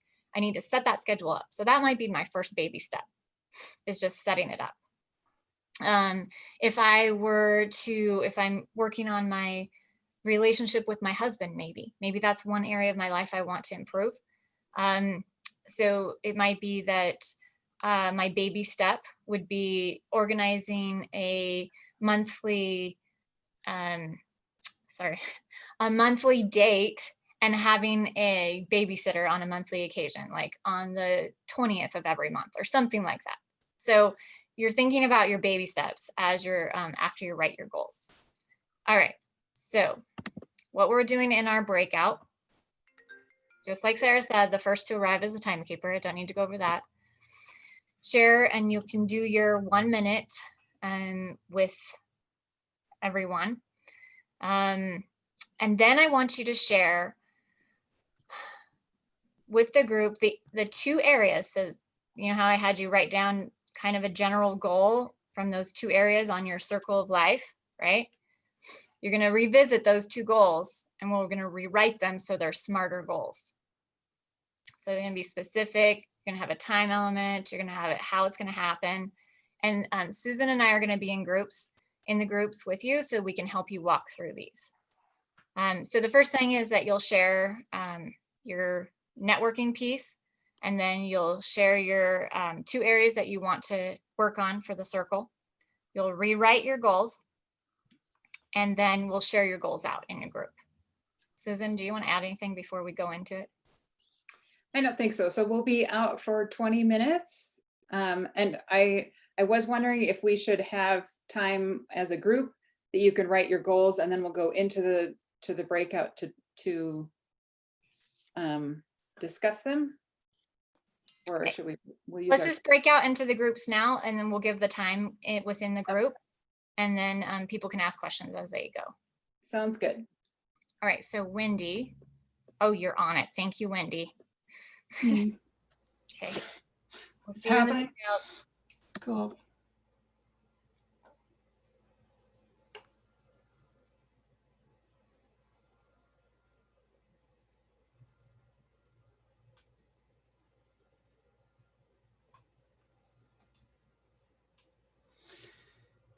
Okay, do you want to not go to a room? Which one are you in? Are you in the same one as me? Let's see. You're muted. Which one am I in? I'm not in one, and you're not in one either. If you're talking, honey, you're muted, just so you know. I'm with you, right? No, there's only 2 rooms, and you didn't join one, and neither did I. Because I don't really want to, but I guess I will, especially if somebody's missing 2 people right now. That's not good. So I'm gonna, they each have, okay, Susan has 4 people and Heather has 4, but neither one of us. So why don't you join 2 and I'll join 1? Do you see how to do that? Okay. I'm going to join group 2. Yeah. Unassigned is, I only see you You as want me to, I don't know if I can do it. You don't even come up as a person on my list. If you go, are you clicking breakout rooms and nothing comes up, a little box? Click the waffle. I clicked and I just see the 2 breakout rooms. And Okay, so if you go to the join and it says, do you want to join room 1? And you say yes or no. Are you seeing that? No. Okay, do you see 2 rooms, room 1, room 2? And over on the right, is there a blue word that says join? Wow, so I should have assigned you, but you didn't come up as a person to assign.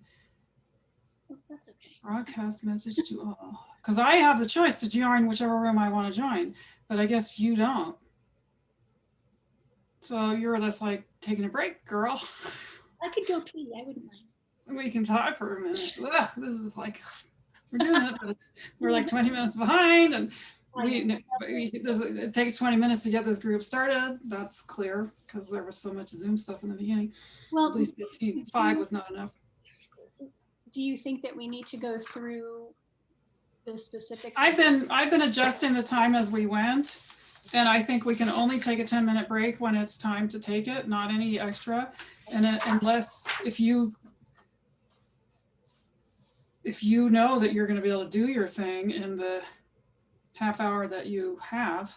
Well, my presentation is about 13 minutes long, and then whatever time we've set for the breakout session. Well, you said 20, so we can make it 12 or 10. Do you feel like that's enough? I think it probably is, but I don't want to shortchange you. I mean, I think what they're doing is the most intensive and probably needs the most time, even though I'm just like, I don't want to get anywhere near setting any goals. I'm so completely like not interested right now. Yeah. Okay. So your breakout, when we set it up, will be 10 minutes instead of 20. And you've given yourself 10 minutes for the ahas and the takeaways, and that could be 5 too. So we'll have some cushion. I mean, we don't want to go over 4, that's for sure. But it's nice to have a moment to just sort of talk, because I'm like, oh, my camera started to fall down. I had to turn it off. Yeah, I didn't show up in the breakout rooms, but I'm not sweating that. That's fine. Yeah, well, because you're the host probably, and if you don't set them up, I don't know. Yeah. So will that be an issue later though? When you're doing your presentation, we sure want to make sure when you set them in the breakout rooms, you're going to want to go back and forth between them. What do you think? Yeah. Okay, so let me think about that for a minute. How about if I break up remote? Well, right now they're set up to go into 2 rooms. It's already all set up, and if we don't change it, it's still going to be set up. The problem is you're not in either of the rooms. So I think we have to start over from scratch to make sure you're in a room. Yeah. And that would mean you setting the room up, maybe it seems like, which I know is a challenge. That's all right. I think I can do it now that I've done it once. Okay, yeah, you did great. And it's no big deal that it takes a minute. Yeah. Especially with only these people who all know you already and love you. I mean, like, couldn't have a friendlier audience for you. I know, they're all my sweethearts. Yeah, so it's great. So we can just say, it looks like Wendy has to do this to make sure she can be with you. So give her a second, she's going to do it now. And, you know, we can find something to say while you're doing it. And you'll just have to let us know when you're ready. Yeah, so yeah, they did a great job of staying on time. I was looking at their presentation going, I don't know how they're going to get all this done, but they did. So good for them. And I learned a lot about, you got to start right when you say you were. 5 minutes is not enough when people have never been on Zoom before and stuff. And I probably talked over, but it's done now. So I'm going to go join a room just to like say hi. Pop in and say hi. I'm gonna go pee. And see if I can just leave and whenever I want to and come back and see you. Okay. Okay, sounds good.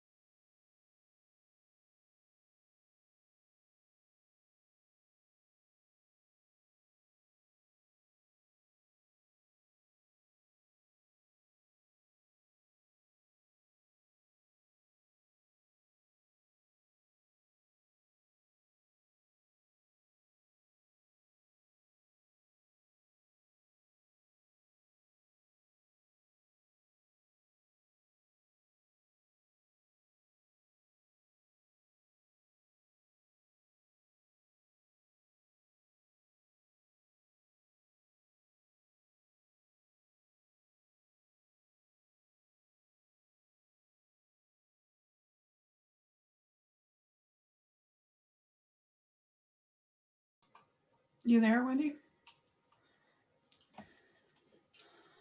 You are. We have like 2 minutes until they come back.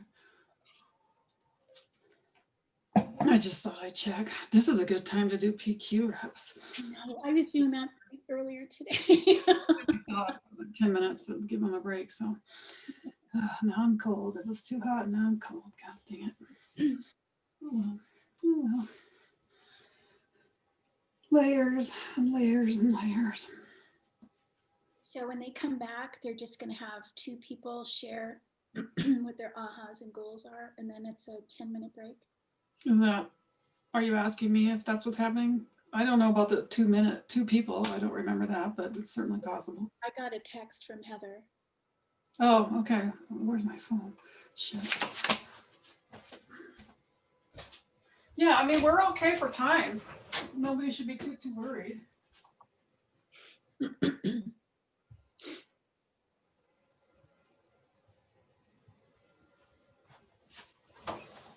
And 1 person from each group would be good because that way the groups are covered. Oh, look, my son sent me a message.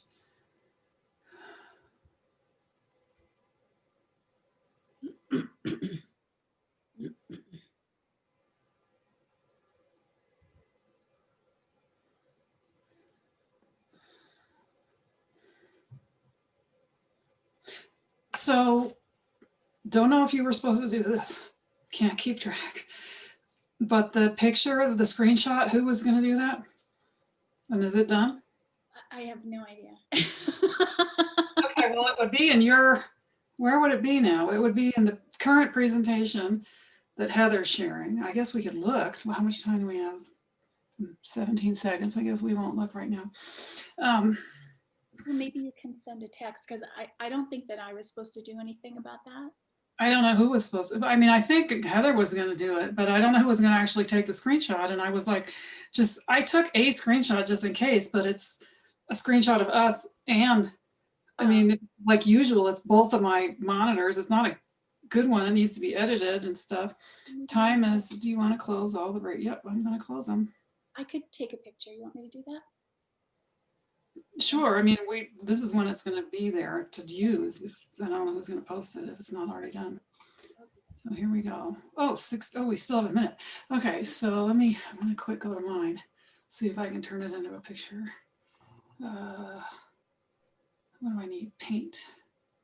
And then I do. Sorry, I talked to myself. All right. Paste. I have to, let's get us back to our. Heather's back, so that's weird. I don't know what she's doing. Huh? It looks so nice and warm where you are. Paste.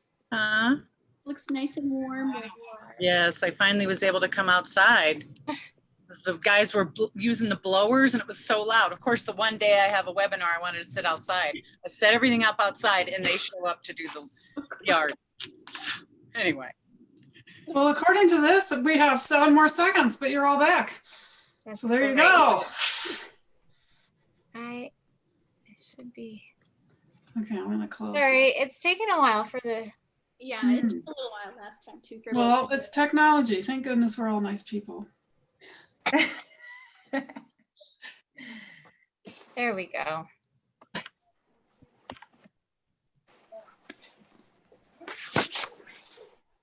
So, before we move on, would anybody like to, if we had just 2 people or 1 or 2 people, share a little aha that they got out of our session with goal setting? I would request do 1 from each room because the people in the rooms didn't get to hear anything from the other room. Does that make sense? At least they can get a taste. Yeah. 1 from Heather's room and 1 from Susan's room. Go for it.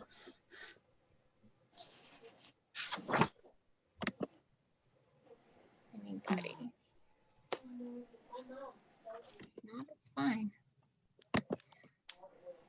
Anybody want to? I'll share. I've done all of this kind of training over and over and over again, and I am not one of the, I'm such a woo, I'm all over the place. Ideation, positivity, activator, communication.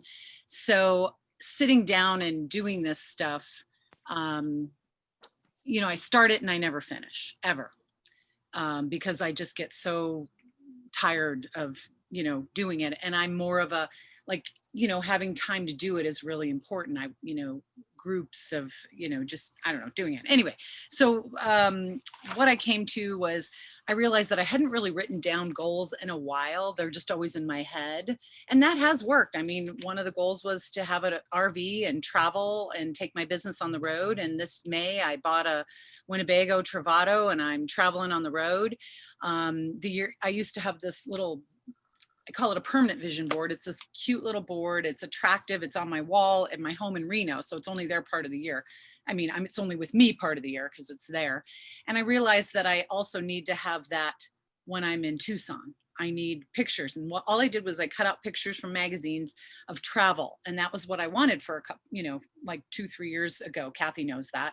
And so I put all these pictures of all the states that I wanted to go to and the things that I wanted to do. And pretty much I did most of them other than Europe. And so I haven't, this last year, I didn't replenish the new photos on my vision board. And I haven't really written down a goal. So I think that for me is a good thing to write it down. I never liked goals because it requires, you know, picking a date. And then if I don't reach that date, then I feel like, you know, shit, I blew it, right? And that's just my personality. So for, you know, to write it down and have a date just never worked for my personality. But I feel like at least putting it on paper, having it there. And I also liked the thing, you know, I have goals, I have them written down, but I loved what you said about moving them around, Heather, because I have several things that are around and you just don't even notice them anymore. They hang there and, you know, 3 years later you go, I think I'm going to take this down now, you know? So I like that, moving them out. So, you know, putting them on cute, colorful little cards, which I've done before, but why not, you know, put them on the fridge, then put it in the van, put it, you know, just move it everywhere. I love that. Excellent. Thanks for sharing. So someone from Susan's group.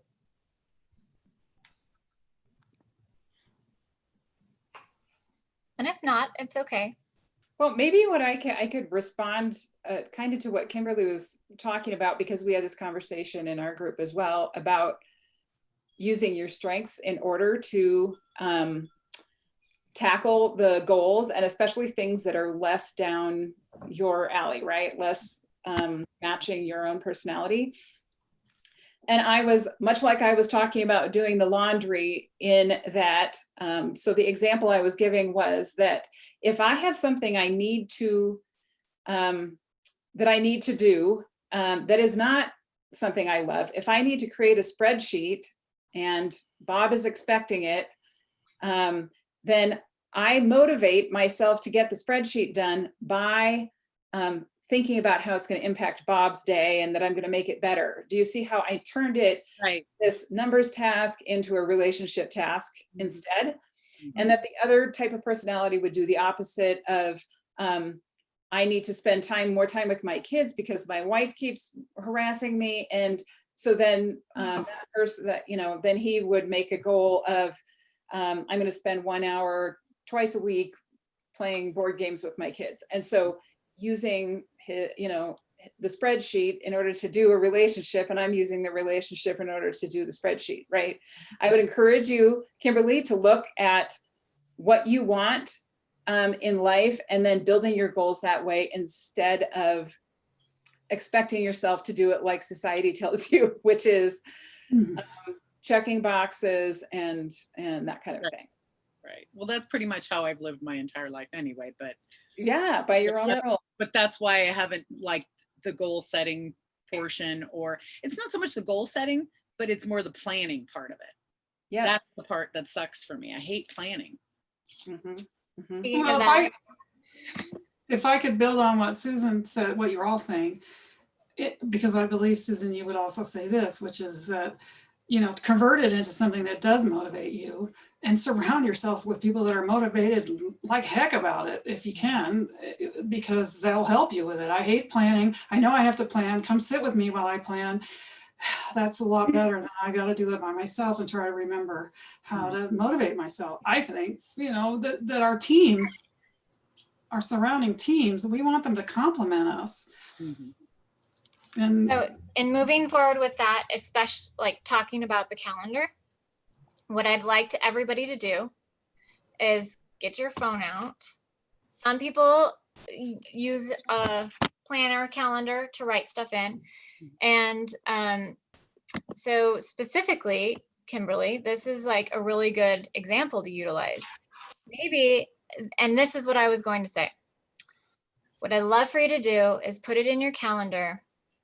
Some of you, when we spoke, you had a goal for a year. Some of you had a goal for this next month. What I would like for you to do is in the next quarter of that time. So if it was in a month, maybe it's next week, put a little note on your calendar in your phone or on your written calendar to revisit your goal. All that is just looking back at your goals, right? Yeah. It's not a date you have to have this done by. It's revisiting your goal. Like, where am I with this? Oh, yes, that's right. I said I was going to do this. Where am I with it? Yeah. So for those of you that had a year written down, put it on January, or not January, April 6th. That's in 3 months, right? Pick a time to revisit. I like that. Down to do it. Yeah. Great thing. Then that way, Kimberly, and if for those of you that want to input those goals into your phone right now, that's fine too. If you want a date, like I want to have this done by this date, that's totally okay. And I think Susan and I had talked about having you guys put it in your calendar of when you would complete your goals, period. Just complete them all, because we just got a surface level, right? You can also put in your calendar when you're going to finish, writing all of those goals, or how many do you even want? This is your game. So you can choose. I'm going to work on my relationship with my husband, and I'm going to work on building the college fund, right? And that's it. Or maybe you want to hit all areas of your life on the life circle. So you get to decide, but put on your calendar, even this is when I'm going to work on my goals, right? I'm going to work on really hammering them out because we can't finish them all today. Yep, exactly. All right, so two more slides, and then we're going to transition. This really is in your handout, and this is for you. It helps me. I'm a chart type person. And what we did was go ahead and make it specific to the Data Diva, Empath, Empress, Productivity Powerhouse. So some people operate in different ways. We've talked about this.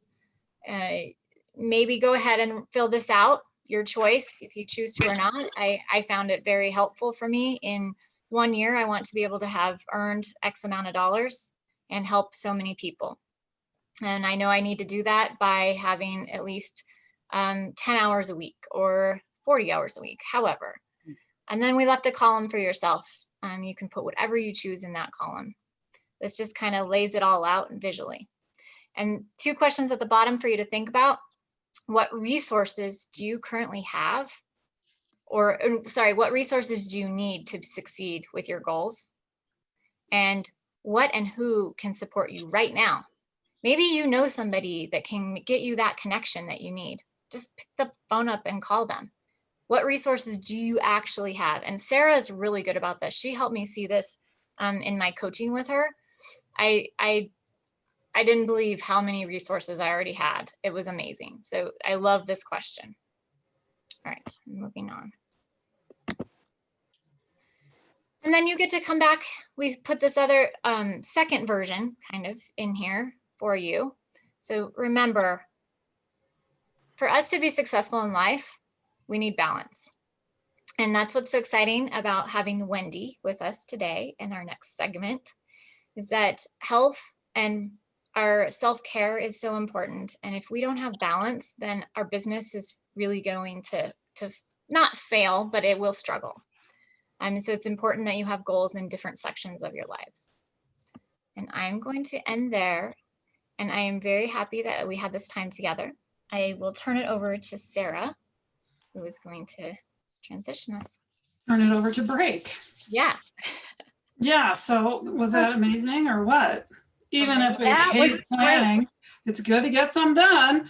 And the whole concept of like taking the time to plan versus thinking that somehow it's going to fit in between the cracks is way less stressful. It's like, okay, I have some plan. And if you've got an alarm on your calendar that reminds you in a week to look at your plan again, then you got a way better start than before. So hooray and congratulations.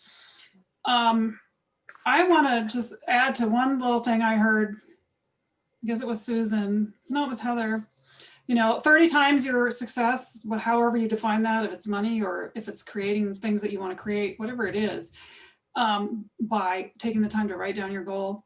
When you actually share the goal with someone else, when you talk about it with someone else, that number goes up even higher. And that's part of why we're doing this together and why the support piece that we refer to over and over again is so important, that you making good connections with people that can help you, that people that will listen to you talk about your goal and then maybe kick you in the butt a little bit and say, well, wait a minute, didn't you have a goal that by now you would have that RV? And, it sounds like that one got met, which is great. And sometimes we sort of forget about them. So remember that, find somebody to share it with when you've got it really laid out. So we're gonna give you 10 minutes to take a little break. We're figuring your brain is perhaps a little fried by now. When you come back, you won't have to be so rational minded. You'll get to do some more intuitive, creative mind stuff. And so, bio break. If you have flexibility now, get this stuff on your calendar a little bit more than maybe you already have. Get an essential oil out, because Wendy wants you to have one and she doesn't have a request as to exactly which one it is. So you get to pick. And you will also probably want to have some extra paper with you when you come back, a little post-it note or pieces of paper, small ones, because we have a little exercise. We want you to have access to paper and something to write with, obviously, on that paper. A Sharpie would be great. And I think that was all I had for our break. So 10 minutes, we're just going to keep the Zoom screen up and just come back here. We can stop the recording for the time that we're on break, if everybody promises to help us to remind us to start again. Nobody wants to have 10 minutes of dead space. So we'll see you back here at 2:30 Pacific time. Sound good? Yep, sounds great. Any questions? All right, let's go do it. Thank you.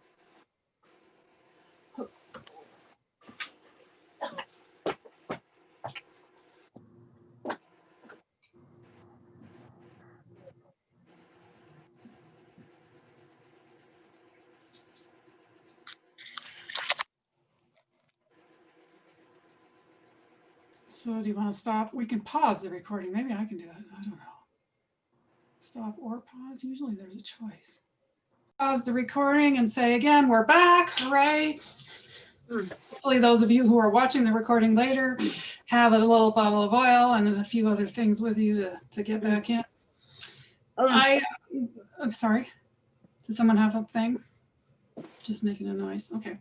I just have a couple things and then I'll let Wendy take it away to wrap us up in terms of a new circle. That's the one that heals us completely. You guys have been working your brains really hard, doing a lot of rational thinking, a lot of planning, all that stuff. That's just really actually only one half of your brain. And so it's really great that you're going to get a chance to work the other half. And I'm sure this will help. Nice breath will help. Glass of water. Hopefully you've got something to drink with you. A couple things about your calendar, because we wanted to make sure you really had some more support with that. Number one, if it isn't on your calendar, if you're anything like me, it doesn't get done.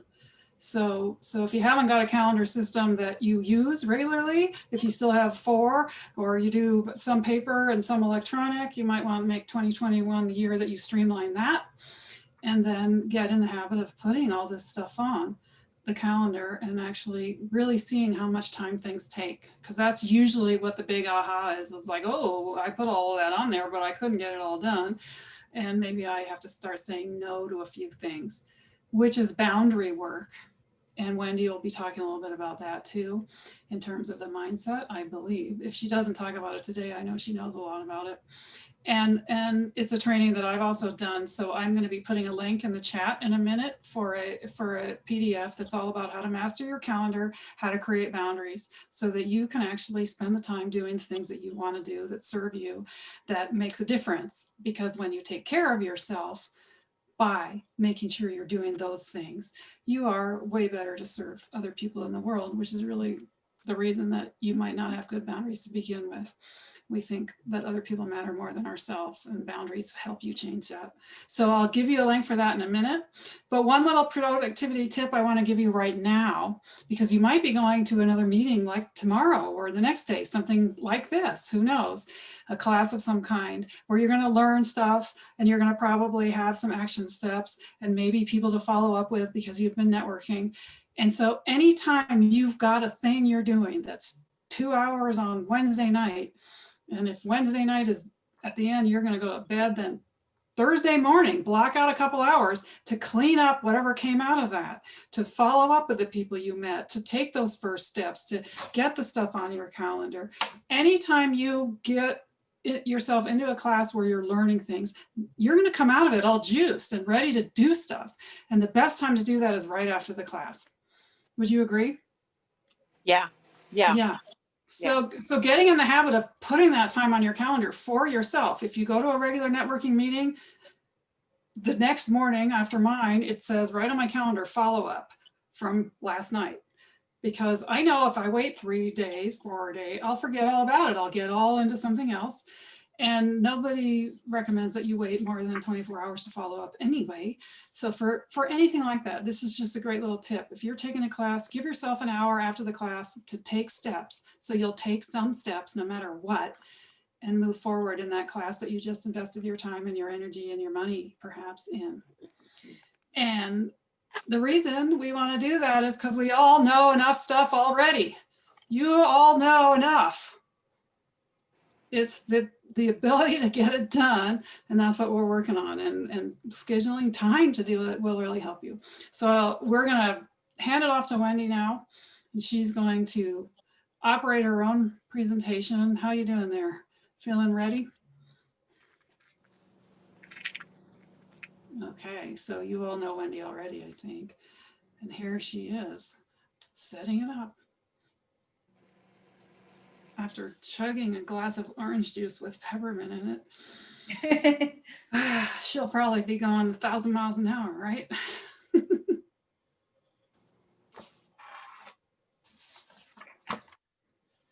There it is. Yeah, can you see it okay? And can you hear me all right?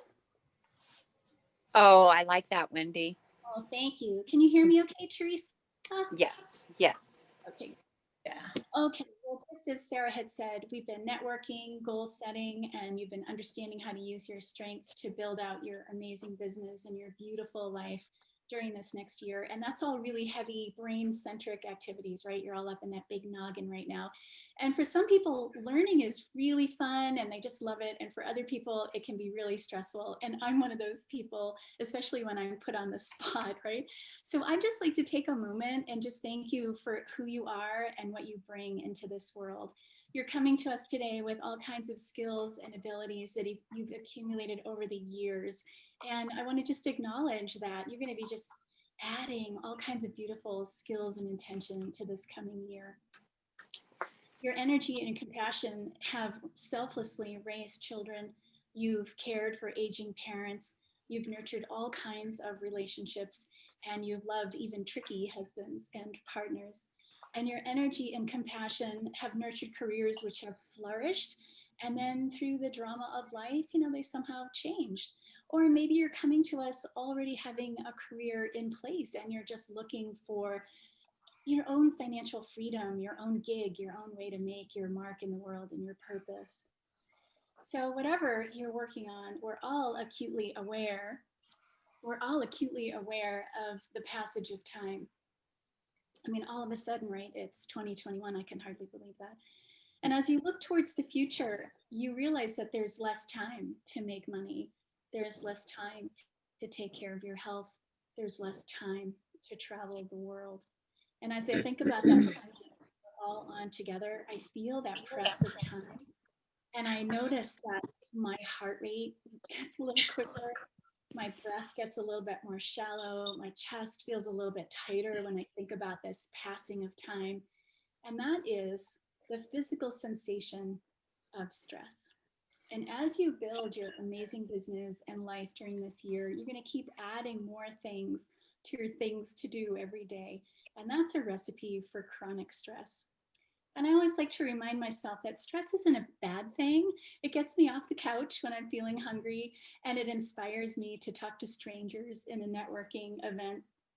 But chronic stress is a killer. And it's about, researchers say it's about 75 to 90% the basis of all of our diseases. Stress wears you down and it leads to burnout. This is Ariana Huffington. She's an author. She is the founder of Huffington Post. She's a political activist, and she's currently the CEO of a company called Thrive Global, which I'll talk to you about in a few minutes. And she said that the way for her to succeed in life, she just thought that she had to be like a super overachiever. She had to be a super mom and a super entrepreneur. And she found that she was just chronically stressed out. She didn't allow herself any time to recharge, refuel, or sleep. Can you hear my dog in the background? She's been quiet all day, and now that it's my turn. She says that burnout is the disease of civilization. And I would add that chronic stress is the root cause of all burnout. Hang on one second.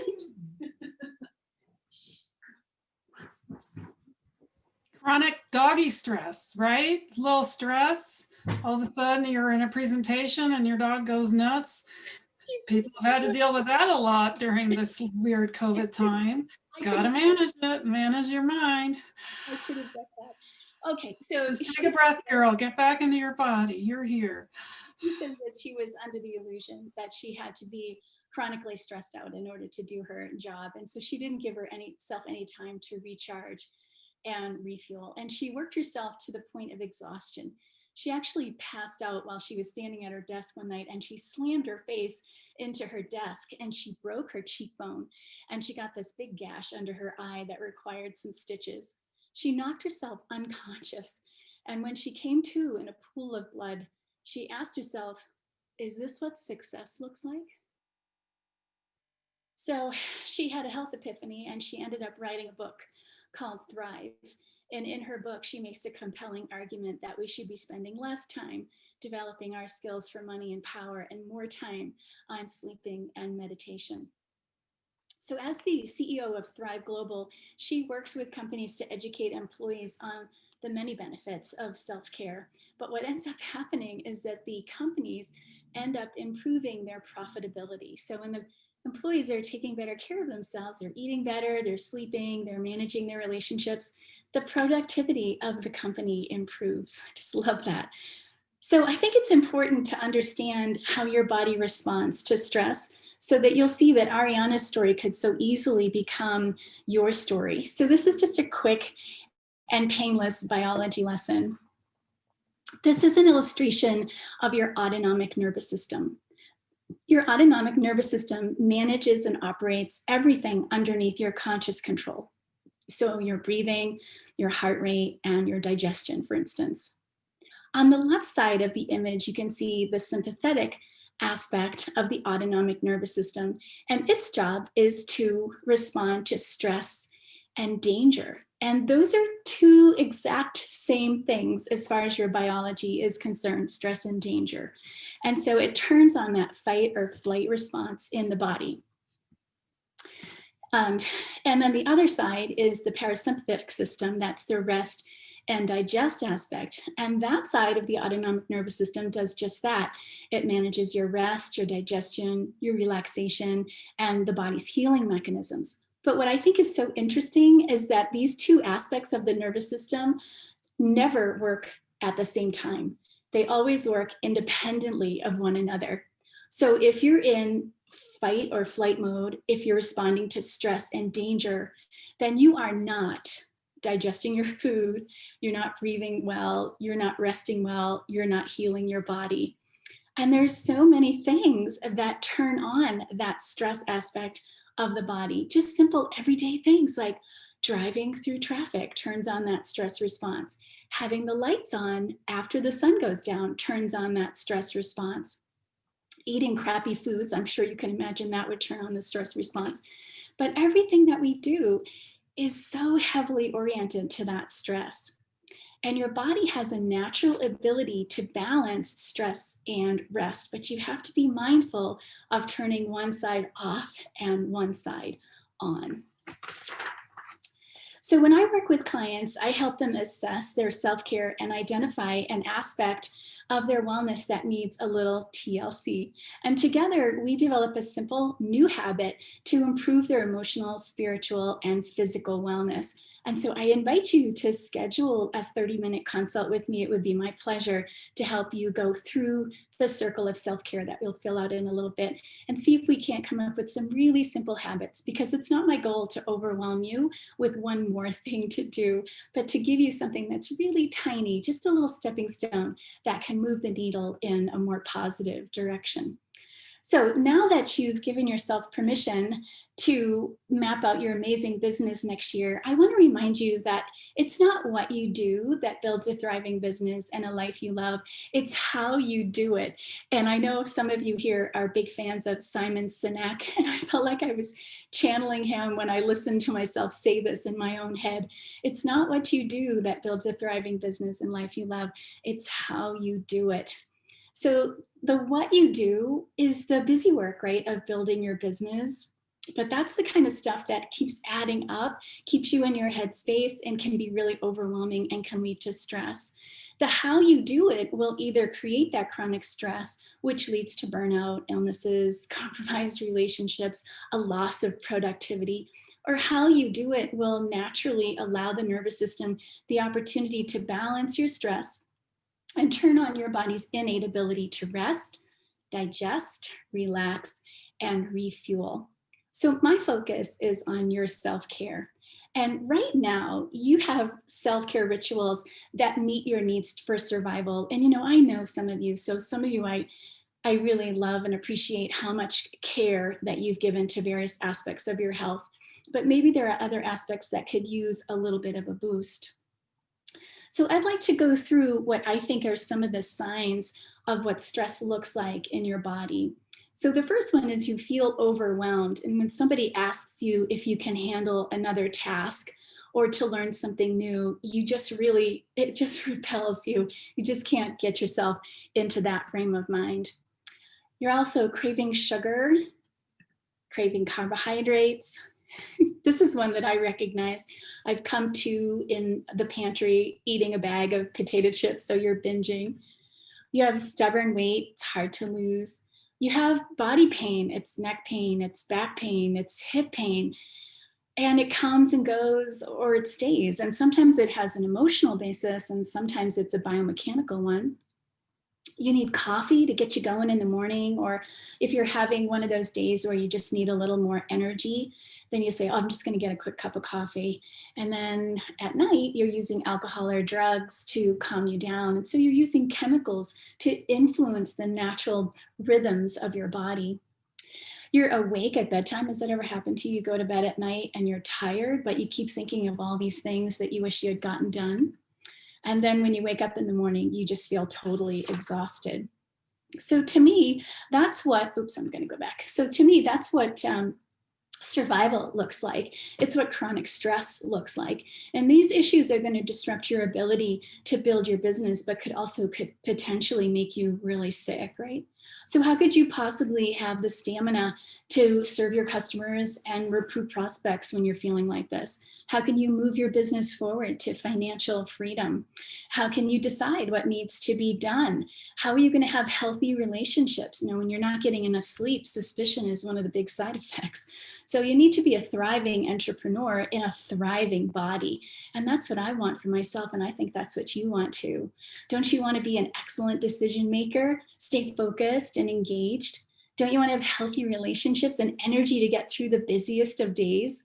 And don't you want to refuel with your friends and enjoy your life? Like, I can't wait to go on that van ride with Kimberly. I can't wait to do that.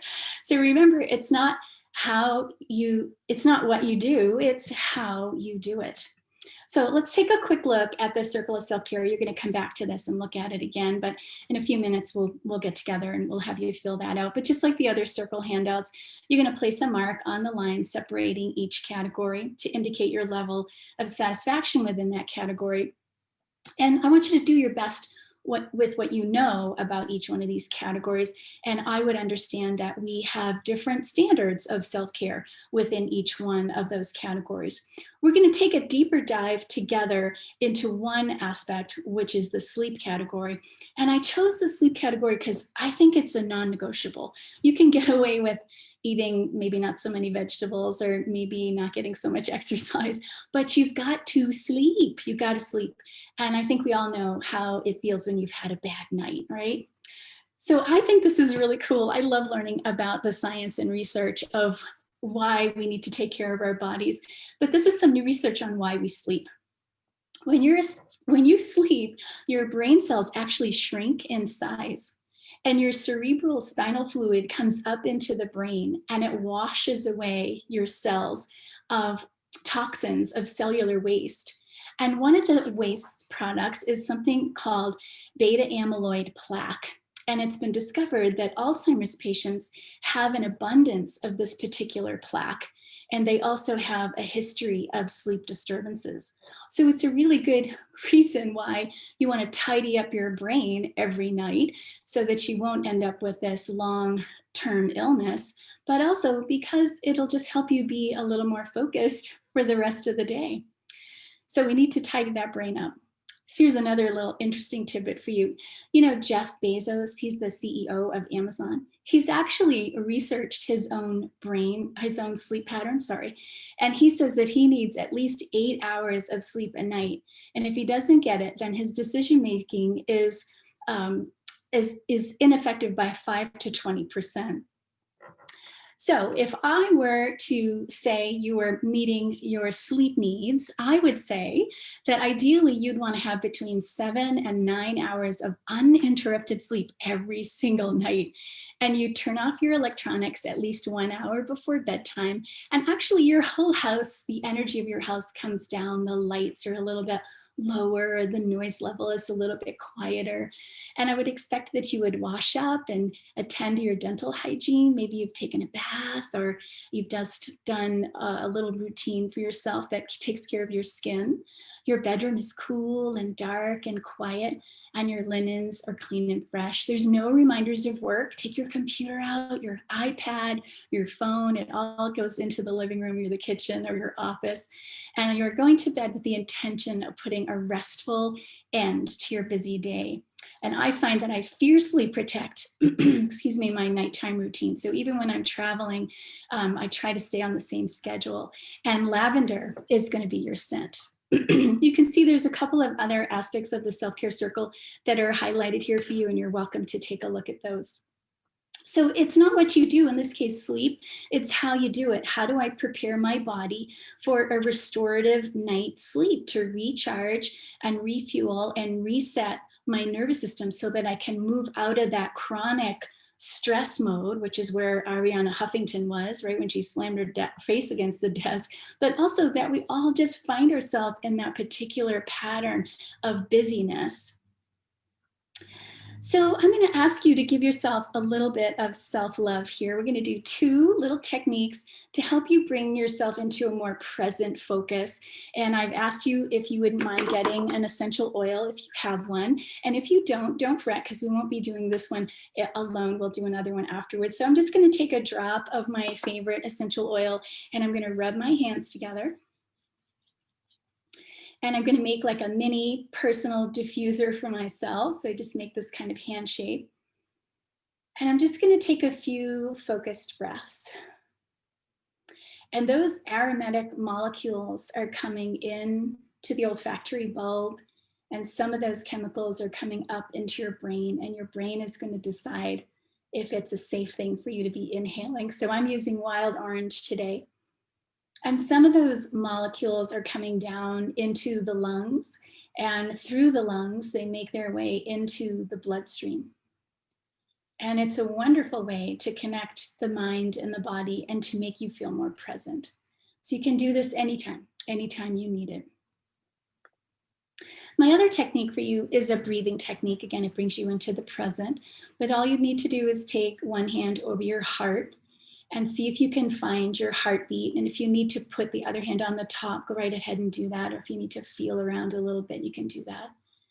And you're just going to take a few breaths, breathing in through the nose and out through the mouth. You're welcome to close your eyes.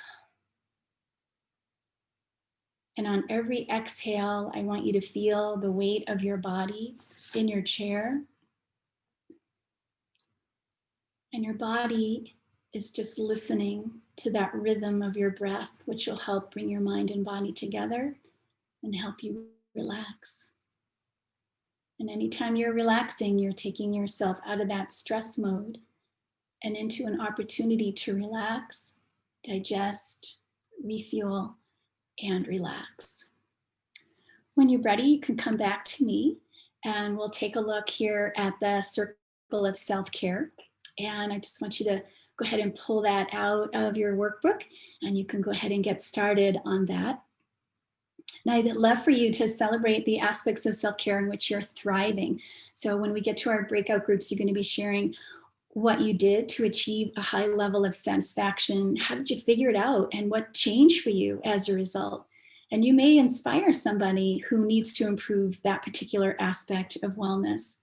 Also note that there are areas that are less than satisfactory, right? And I've invited you to talk to me about that. And we can create simple habits to move you in the right direction. Give yourself the gift of self-care and you'll unleash superpowers to build your amazing business and love your life and enjoy your health and your vitality. Not only will you be taking exceptional care of yourself, but you'll also be healing the world. You'll be kinder. You'll be in touch with your innate wisdom. You'll be making great decisions. Your relationships will be deep and meaningful. You'll heal the world. It's not what you do, it's how you do it, with self-love and intention. So this is our little breakout guide.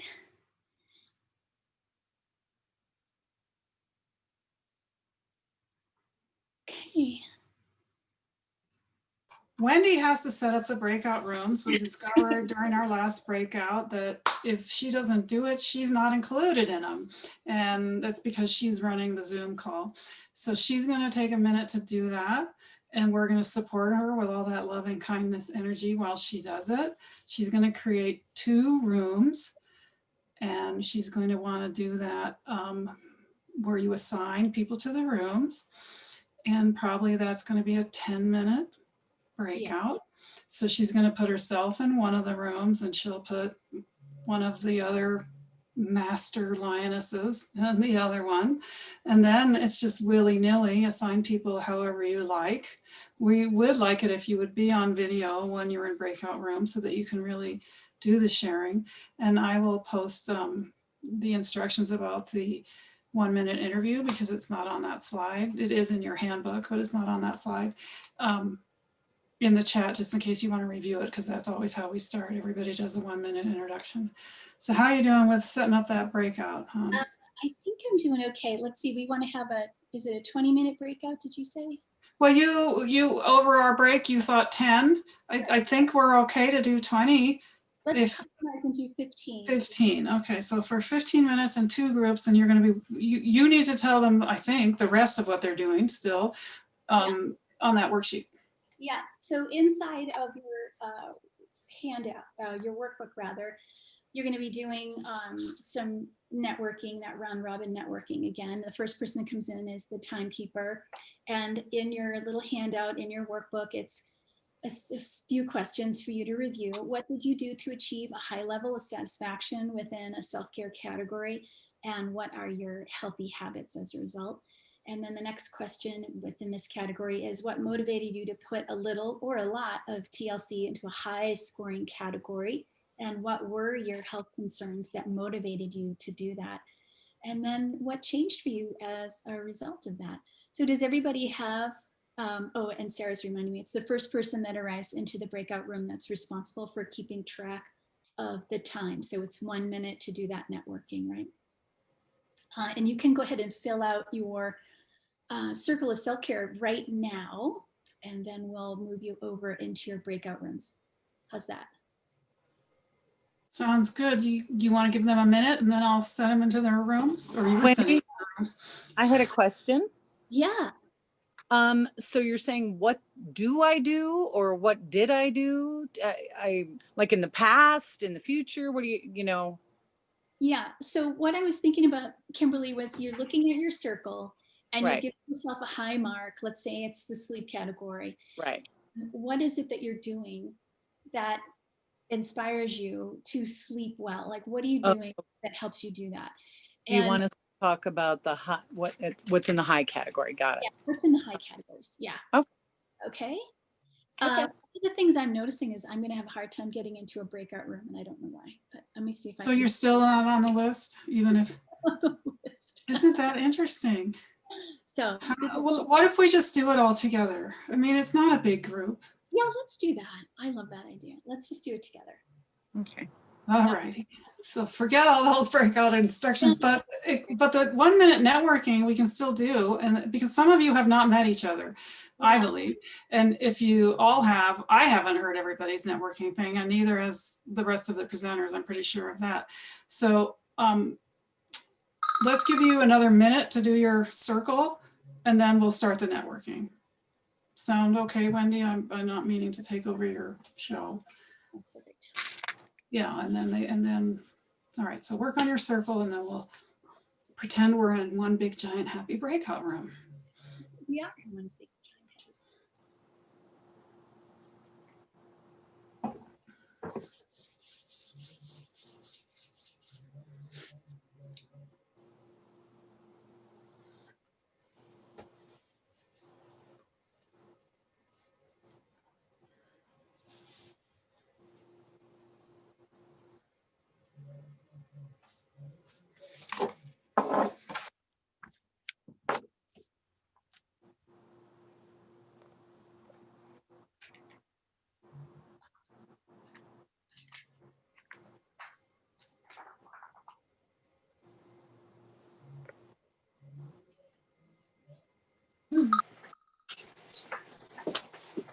All righty, so that's 1 minute for working on the circle. And I'm happy to volunteer to be the timekeeper for networking since this is my gig. And I will actually just read mine again since I haven't done a lot of polishing since the last time we spoke, but let's see if it actually is less than a minute. If I can find it. Where'd I put it? There it is. Was there a comment? I hear noises. No? Okay. All right, so here I go. I'm setting the timer. Did you know that over 50% of new coaching businesses fail within the first 5 years? The sad truth is that while most new coaches have incredible skills to support others to thrive, they often lack the business mindset savvy that they need to successfully navigate the journey of growing a business. I deliver a powerful and effective step-by-step system to mastering your business mindset so that you can easily learn and have fun practicing these skills. If you are, or if you know someone who is ready to grow their coaching business to really impact the world while they enjoy the journey, please give me your email in the chat. That was 40 seconds. So I could have said like one more thing probably. And I am going to volunteer who will go next, whoever that is. When you're done with your 1 minute introduction, you're just going to pick the next person, and whoever it is, they'll go. You, I'm assuming, have your handout in front of you that has what you've written on your introduction so far. So,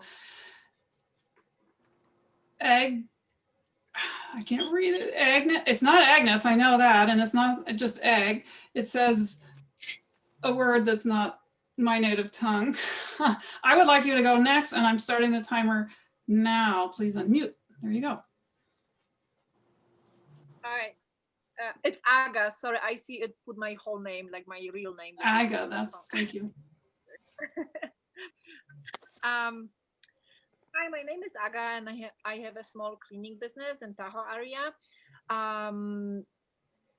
as you know, there is a big need for cleaning services in Tahoe area, and there's also lots of people who clean houses. However, what I hear from my clients who come to me as a new client, they complaining about the quality of the services and people being not reliable. Also, the bigger companies who run the services, they also don't really pay much attention to the quality of the services. So I try to keep my business small and boutique style. At this point, with the big number of clients I have, I'm looking for more helpers and more people who are organized and like cleaning and would like to join my little company. Will you choose the next person? That's the time. And this is the challenge. Who's next, Iga? Kathy? Kathy, go. I have a great job. I work out of my house. I work on the road, wherever I really want to be. And really what I do is broken down into a couple of different categories. I work with people who want to add some natural solutions to their health and wellness routine. And then I also work with builders. I call them builders, but they're people, entrepreneurial spirits that want some more time freedom and independence in their life, that where they can work from home as well. So I love meeting new people. I love finding out what makes them tick, what their interests are, how their health could be improved. And if you're interested, I'd love to grab a cup of coffee and see what we can talk about. What are you looking for next in 8 seconds? What are you looking for next, Kathy? So let's set a date. Are you available on Thursday, or would Tuesday next week work better? So specifically, you're looking for clients or partners. I didn't hear that actual statement. And you had 8 seconds, so I asked it. Who would you like to choose next? Susan. All right, Susan, go. Hi, I'm Susan Susan Jacobazzi, and my voice stopped working. I work with clients in, some of my favorite clients are late teenagers, early 20s, people who are looking for their life path and getting frustrated because their parents are getting frustrated. Society is telling them they should go to college and get that 4-year degree. And I find that oftentimes what's missing in those kids' lives is a recognition of what it is that they bring to the world. So what I love to do is use Clifton's strengths to help them understand themselves even better, and so that they can find the path that best suits them and can create a life for themselves that brings them a lot of joy. So if you know someone who is in that age range and is not sure of their path, and would love to have some help, then I would love to work with them. And if I could get you could drop your info in the chat, that'd be great. Bye. And pick the next person, go. Go, Teresa. There's 2 of them, aren't there? Oh, not today, not now. All right, Teresa, unmute, baby, unmute. Clock's ticking. You know what, if I could pass, because I had a customer come into the store and I kind of got myself sidetracked. So my mind is. Can you pick the next person? Yes, and Julie. then at the end, maybe we'll ask you again. Who? Julie. Okay, Julie, let me please. restart that, Julie. Go, Julie, unmute.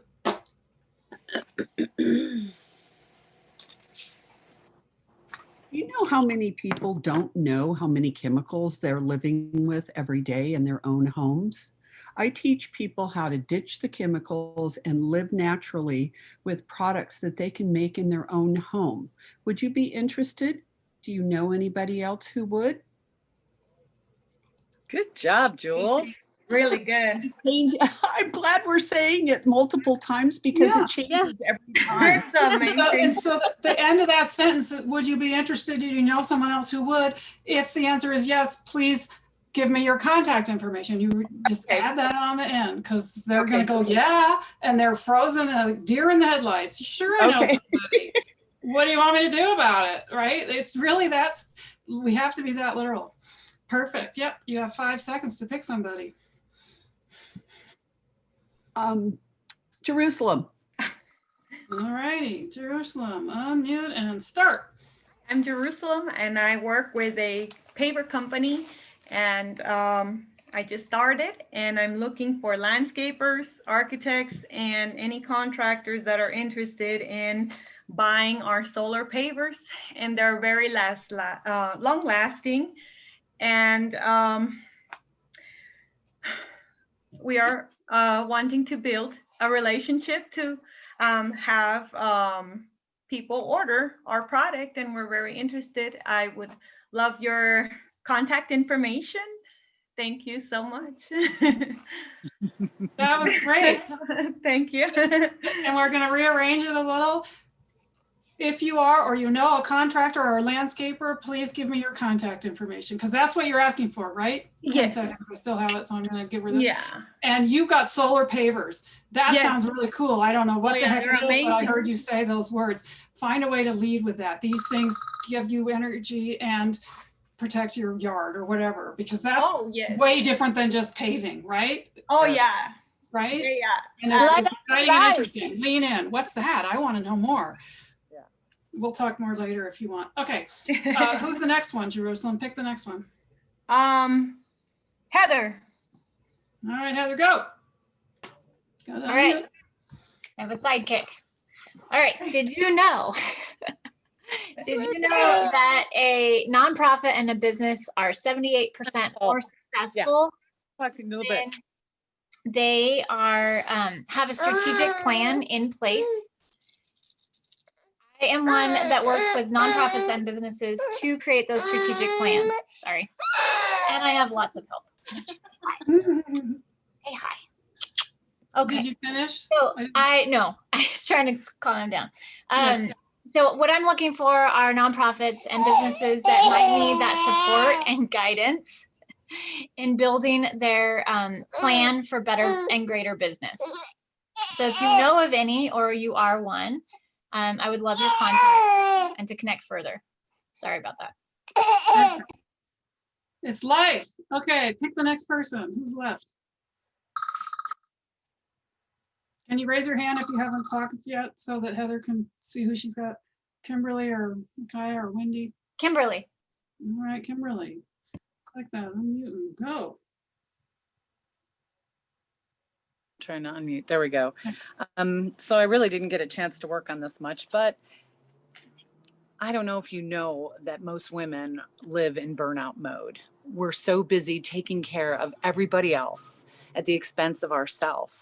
And I believe that learning self-care and kindness toward yourself can transform your life and the lives of those around you. And what I do is I help women specifically, and men too, but it's mostly women, learn simple self-care techniques using natural solutions, essential oils. If you know anybody like that, and I was one of them, I'd love to chat with them, because it can really rock your world. It's made me a whole different, healthier person. So I'd love to get some contact information if you know of anybody. And generally they say, oh my God, yes, that's me. Yeah. And you added the contact information at the very end.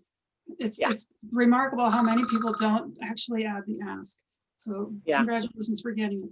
So it's either Micaiah or Wendy. Who do you want? I think. Micaiah. All right, girl. Ready to go? Start. Unmute. Yes, I'm ready.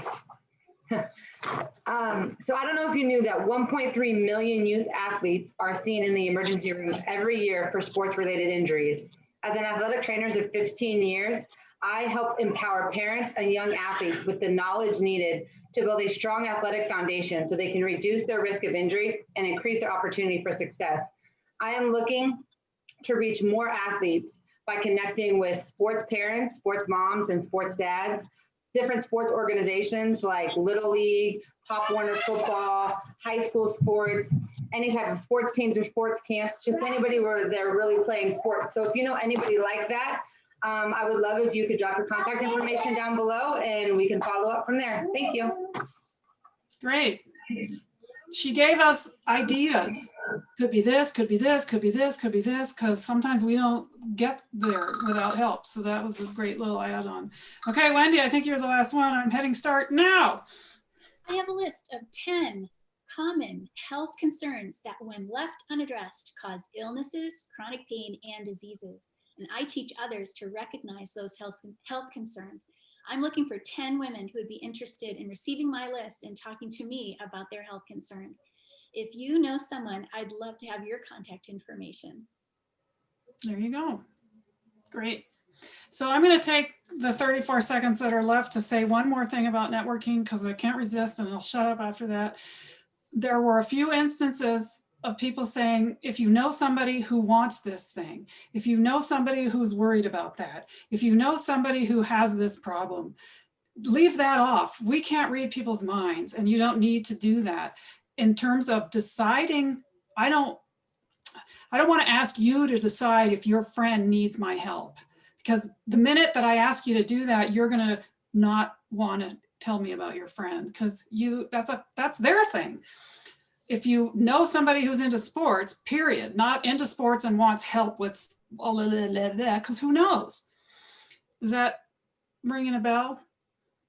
Just don't ask them to decide for you if they're eligible, because that's your conversation with that person. You just want to be able to maybe talk to them, and you're going to talk to somebody here first and say, hey, you said you knew somebody. Who is it? What are they? What's going on with them? Why did you think? Make a decision, and then maybe talk to that person. So just real quick, Sarah, you're saying like this. So if you know somebody who's in sports, if you know somebody who has a dirty house, if you know somebody who exactly, if you know somebody who has a house, solar panels, like whatever it is, right? Just simple. Yeah, keep it simple. And sports for you, it's I think that youth age. So it's not like they're 50 years old and they're in sports. I mean, some parameters is fine. Then I'm good. Yeah. And yeah, if somebody has a house, they might want it cleaned. They might not want you to think that they have a dirty house. Mm-hmm. Right? Mm-hmm. Or I'm not going to say, geez, yeah. God, you need to talk to Sarah because her house is filthy. You know, I mean, this is stuff that people hesitate to share then, because you're asking them to decide and make a judgment about someone, and you can't read their minds. You just can't. Mm-hmm. No. All right. Well, they might be busy and own a home. And if you say, do you know any people that are really busy that own a home and might be interested in talking to me? Yeah, but who knows if they're interested? Who knows if they're interested in talking to you? You just don't know that. So leave it off.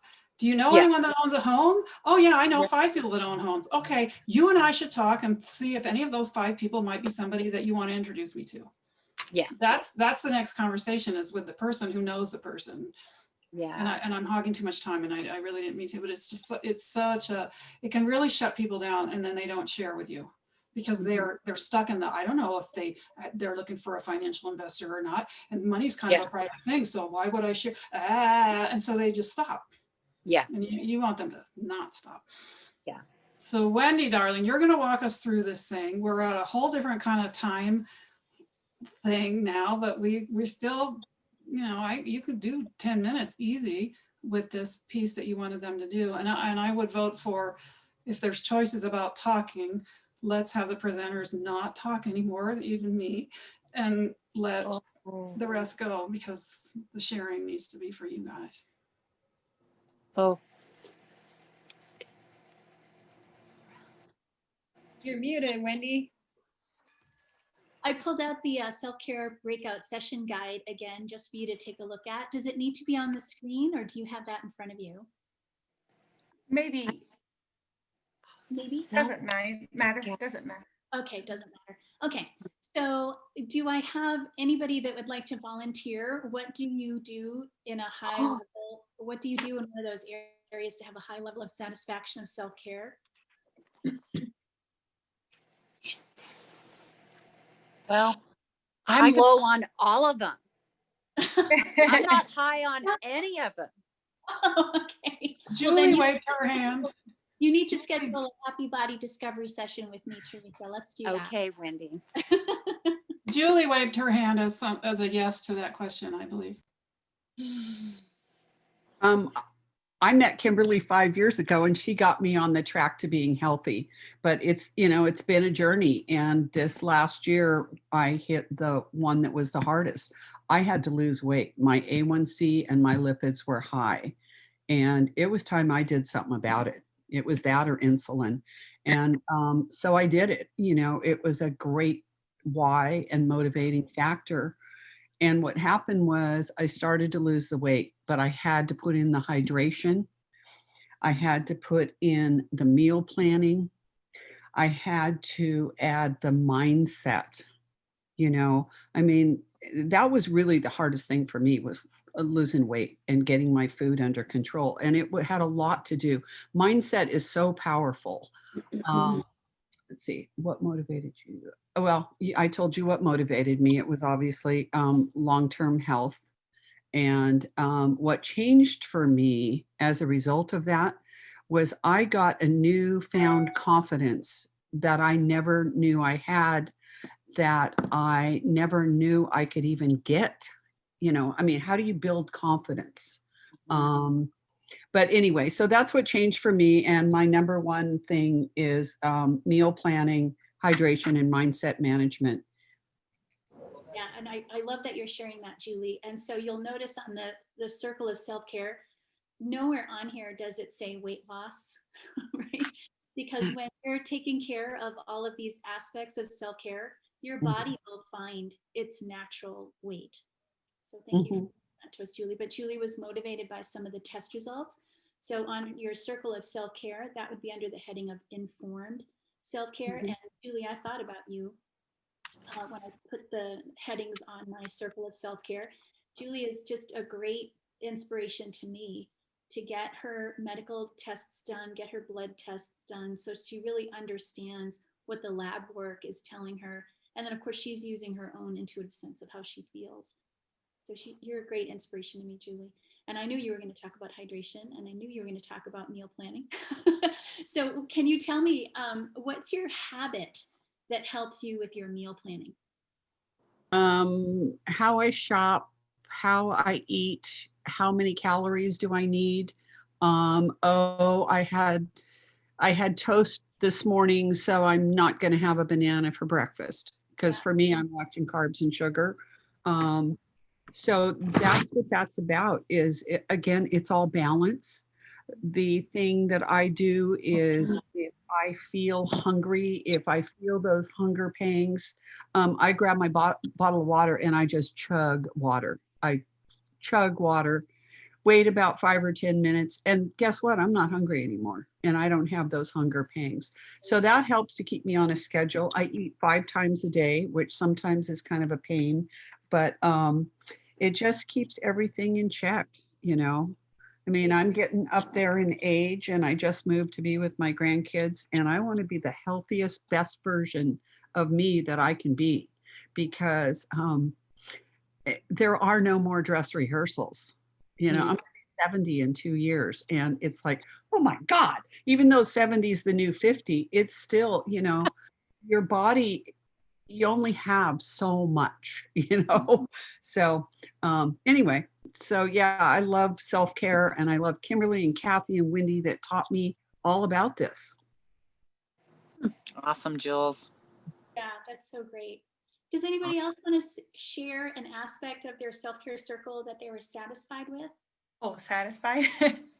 No, I scored low on many, but I think healthy boundaries was one of them that I was highly satisfied, because I sure do know how to say no to stuff. And that has helped me a lot, but the rest, it's very unhealthy. I scored the lowest, and Kimberly's working on me. But for the last 2 years, we've been for the last years that we've met, I always asked her like about her vitamin intake, because she always is very vital.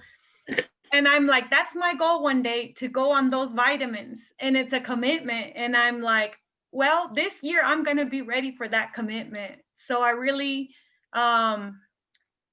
she knows my challenges, and then we're going to work on them. But I always see her that she's very active and vibrant, and I fell into a big hole for 2 years, and she was there and guided me, and then all of a sudden, you know, I'm ready for this. And so I'm really excited. Even though I work somewhere else, I also want to take this as like a source of income for me, as where meaning like to help people get better with vitamins and oils. So I have taken it seriously this year. Happy to hear that. Can you maybe give us some guidance if there are people that are listening to you talk about healthy boundaries? A lot of women have a hard time saying no, and you seem to have achieved that well. Oh, because I learned, I guess one of the reasons when I got divorced, for some reason, moms want to do it all. And when I got divorced, my husband was more of a bear mama than I was, because he was like an adopted, he was an orphan from Peru. So he had attachment issues. So he fighted my kids, my two boys. And so he wanted them to be with them, full custody. And for me, it was kind of one of those things where I had to be selfless and learn that others could do a job too, besides me. So I think that helped me a lot. It took a lot of work, but I learned through a lot of tears and resentment and a lot of many things that I felt that I couldn't be a mom. At the same time, I still had to be selfless for someone else that couldn't have a parent when they were a little kid. So then that helped me a lot to see others can do stuff, you know, and then I learned to say no, no, no, because others can do it. And so then that's how I learned. It was hard work, but I did learn it. Yes. Yeah. It's a hugely challenging time in your life, and it makes a great story that you'll be able to share with other women that are also having issues with childcare and how to share responsibilities with their spouses. So thank you for sharing that. Thank you. Good luck with the Lifelong Vitality Pack. You'll love it. Thank you. Anybody else want to share an aspect of the circle that they scored well in, and what motivated you to put some? I will. But I wanted to just say something about Jerusalem. When we went across the border to Mexico, and she speaks the language beautifully, when we're coming back over the border, there were some beggars on the street, as we have them in the US as well. And they were approaching us for money or handouts. And I love Jerusalem's very healthy boundary response was, I am a woman. Women don't give money to men. True. And I do always tell them that. I'm like, I work really hard for my money. I work really hard for my money. I'm not going to give it to men. I just loved it. And she shut him down so fast. So those are her boundaries. So I'm going to talk about my two areas are informed self-care and healthy boundaries as well. And informed self-care came because I was one of those people, just like Ariana Huffington, that I fell apart, my health, because I was running two businesses, and then I just couldn't do it all. And I was getting older, and as you get older, you don't realize that you need to slow down a little bit. And so I burned myself out to the point of exhaustion, burning out my adrenal glands, almost ended up with Addison's disease. And so, the crazy thing is I was always a healthy eater. I ate tons of greens, and, but I wasn't sleeping well was one area. And so informed self-care, that is when I really got on the bandwagon, not only with the essential oils, but just learning all about how the body works and the adrenals and, just everything. So I'm constantly learning about that, and I love to share that. The other thing is the healthy boundaries came from not having healthy boundaries when I was younger and letting, everybody in. I was one of those idealists that thought I could change the world and help everybody. And now I'm very particular about who I let into my life. And I've got a very good intuitive feeling about people. It's just that I didn't listen to it when I was younger because I thought, oh, am I just being judgmental? And I'd question that. So through experiences like with the woman who had the affair with my ex-husband, who I had a bad feeling about the moment I met her, that gave me, so it's through experiences in life, and you just go, no. And so, and I love being able to help who I want to help and say no to others. I have no problem saying no. And so I can move forward with the people that I want to say yes to. It gives me more time. And I juggle a lot. I juggle 2 homes, you know, in 2 different states, and a husband and 2 kids and a grandbaby. And I feel like for the most part, those boundaries have been set with everybody as to what they get from me, and they respect me for it. And my daughter has numerous times told me, Mom, I'm so proud of you. And that's pretty cool to have your 35-year-old daughter tell you, you know, after raising them as a single mom for 8 years, that she's so proud of me going out and buying the van and pursuing my dreams. And so it sets a great example for my kids to do the same. I was going to add, Kimberly, that I mean, you could probably argue this point, but I think that having healthy boundaries could actually be your first step towards wellness. You know, you have to be willing to take care of yourself first. You don't have to put on your own oxygen mask. And I do appreciate that Jerusalem's willing to say no. I just think there needs to be some balance between what you're going to say yes to and what you're going to say no to. And you have to know yourself well enough to be able to figure out when to say yes. And it's not question, I think, is if it's going to benefit me, right? Yes. Well, and the bottom line is, you know, we have to take care of ourselves first, and then we can take care of others. We should serve from our saucer, not our cup. Oh, yes. That's really good. So in the spirit of boundaries, I want to check in with Wendy, since this whole section has gone a little bit differently than we planned. In terms of timing, honey, couple more minutes. Where are you feeling like you're at? Well, is anybody else wanting to share? Anybody else have any comments? Then I think we're probably ready to move on. You feel like you're complete? Yeah. Fabulous.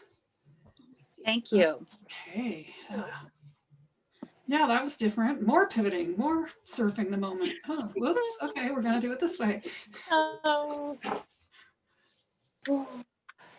So I want to take a minute. We're winding down. We're getting to the end of our day together. And, you know, there's a lot to talk about, right? You guys want to talk. It's really clear, like want to share, want to be connected. So there's not a whole lot going on in the chat when it comes to email addresses and phones. And maybe you have done some of that in your breakouts. I don't know. I'm going to encourage you to do that, and a couple of different ways. I know that Wendy has everybody's email address. The one thing that we need to know, is it okay if we just put them all in a spreadsheet and share them? Or is there somebody here that says, I don't want my email there?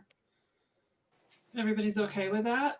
Yes. And going along with it, do we all promise we're not going to just spam people for the rest of our lives, but we're going to say, I heard what you said. I'm interested in talking to you because of this, that it's specific, that it's a reason, or even just, I'm really glad to meet you, and I promise I won't spam you. Because it's kind of complicated when people can't literally hand a card back and forth. And we want you to have the opportunity to follow up. So it sounds like that's a big yes for a spreadsheet. And Wendy, I'm not saddling you with that. I'm happy to help you with it. I feel like you already probably have it. Or something close to it. So, you know, we'll start there and we can talk offline about it. What I would like to take a couple minutes to do is just celebrate these women.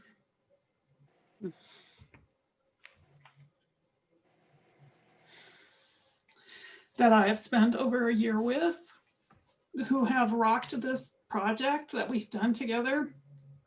And the biggest challenge for me in doing this project together is that I see myself as the leader of this group, and I don't know how to do a project like this at all. I mean, like at all. I've never done anything like it. I've done things just me. It's always just me. And that's been really lonely and really hard at times. I can tell you that it's not always the best way to go.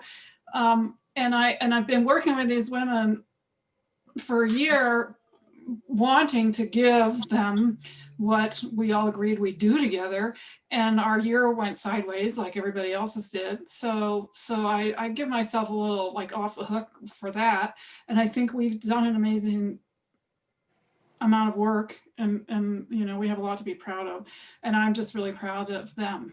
for what I know they've accomplished, how they've supported each other, how they've worked together, how they've connected with each other, how they've built their businesses this year and created this thing today that I know I've contributed part to, but have often felt like, no, I'm not doing enough, I'm not doing enough, I'm not doing enough. So it's been a real good growth for me. And so I'm asking the rest of you who are participating to, you know, pretend they're standing in the front of the room on a stage, that they are up there and you're going to give them a standing ovation because they rocked it. And then they are going to get a chance to tell you one more time how you can follow up with them, what they're working on, what they need next, so that in case you forgot, even though you only heard it a couple of minutes ago, they just get double dips because they built this thing. So, you know, unmute and clap, would you? Because really, I mean, woohoo, really. Yay! Great job. I learned a lot today. Oh yeah, me too. Yeah. I want another one. Yeah. Thank you. Thank you so much. So let's just do this alphabetical order. I guess that means, Heather, would you just go first quickly, tell them again what you're working on, what would be a good connection for you, what you'd like to have happen next, anything else you want to give them? You've got a couple minutes. Yep. So my main focus is working with nonprofits, and I do a lot around grant writing as well as strategic planning. So if you know any grant or any nonprofits, I'd love to connect with them to see what I can do to support them further. And Heather was not doing that business a year ago. No, I started it literally a year ago, January, January last year. February. Yeah. When she decided she wanted to work in this group with us, she wasn't doing nonprofits. She was doing something completely different. Yeah. And she has made this business rock. Wow. It's really, really been fun to watch. Yeah. Thank you. Thanks, Heather. Congratulations. Thank you, Kathy. And I had a baby. Yeah, a baby. Oh yeah. And she didn't take any time off. Oh my I mean, not with us, I'm sure in some other way perhaps, but I said, I'm assuming you'll take a month off now, at least. So business ventures, and she took no time off. Oh my gosh. And maybe like 2 weeks, like immediately when she was having the child, but after that, no, she was like right back in. Yeah. Wow. Yeah. Remarkable to watch. Susan, you're next alphabetically. Will you tell us again what you're working on, what you'd like to have show up next for you and your business? Sure. Again, so with all of my focus always starts with Clifton strengths, people getting to know themselves first. So I work in the workplace so that people can understand their own personality first and how it impacts their relationships at work, and then how they can understand each other and how the differences and the similarities between them can be impacting how they're getting along with each other. I also have a little niche within high net families as well, because they also are making business decisions, and yet it's with these people they've known since birth. So that's been an interesting area as well, families getting along with each other and that sort of a thing. My most recent area of one direction I'm going currently is with the young adults and late teens. I have one myself, a 20-year-old who wasn't going to college. He was a super smart kid, not doing well in college, and and now he's thriving, not in college, and I have a real soft spot in my heart for those people. And so that's what I'm doing currently, is creating a system, not only coaching packages, but also systems for kids like that who are trying to find their way. And so helping with some skills in that area and also with coaching. So that's my main area of focus right now. I also am offering just to this group that if you would like to do a three 1-hour coaching sessions, otherwise known as a coaching package, on what's your next step? Are you going to pivot? Life coaching as well, finding your path. As I said, oftentimes it doesn't just happen when we're 19 it also happens when we're 40, 50, 60, where I'm ahead of decks. So I am offering a deal on that as well. So contact me if you're interested in that. And you'll get your strengths too, so you can find out more about how you can use them for your goals and that sort of thing. All righty. And you know, I don't know if this is a strengths thing because we haven't talked about it too much, though we have talked a little bit about it as we created this day for you. And I was waving mine at you earlier. And I would bet that this list, when Susan said something about her list was a little bit different than Teresa's list, like, you know, almost polar opposites. Well, I think there's a little bit of opposites for me and Susan too, in terms of like, wow, I would have done it completely like this way, and learning how to listen to each other and hear each other and just be patient. And I just so appreciate that, because if we're going to work with other people, we have to be able to do that, right? And she's a pro at it. And you know, I just got done telling you I mostly do everything all by myself, and I'm not seeing that as a really great strength all the time. So, you know, she knows her stuff. That's for dang sure. Wendy, your turn. Okay, thank you. I just want to start by just again. Hey, Aga was just waving. She's waving. Am I okay? Can't hear you. I just speaking, and I'm here because of Susan, because she like invited me, and I just want to say I had a few sessions with Susan over the time. Met, I think, about a year ago, and connected. And I just want to say that I'm very thankful for meeting Susan and for all the sessions I had with her so far. It helped me a lot to look differently at my work, and that's why I changed the approach to my job, because before it was just my job, and now I look at it as a business. I started seeing some more like potential and possibilities in it, and thanks to Susan, I started looking on different ways and connections, and I think like I just want to say like working with Susan helped me a lot so far, even though we haven't spent like hours and hours together. And I'm really excited to, you know, keep working with Susan. Yeah, I just want to say that. Thank you. Thank you, Aga. And we have it all on tape. That was lovely. So there's your testimonial. I should have just let her talk instead of me yapping, right? Thank you, Aga. Very nice. You're a pleasure to work with. Wendy. Okay. I just wanted to say thank you again for joining us today, and I just love and adore all of you. It's been such a great privilege to work with Sarah Coolidge during this last year, and I've told her a couple of times that, you know, the year just went totally sideways, and I think if it weren't for my group, I don't know where I would be right now. I just really found a lot of strength and inspiration through being with Susan and Heather and Brooke Costa, who's not here today.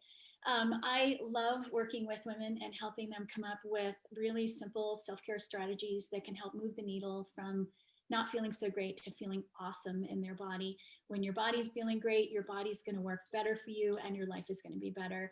I have a 6-month program that I'm pulling together called the Happy Body Project. The launch date will be in February, and it's going to include meal planning and prep. It's going to include great recipes.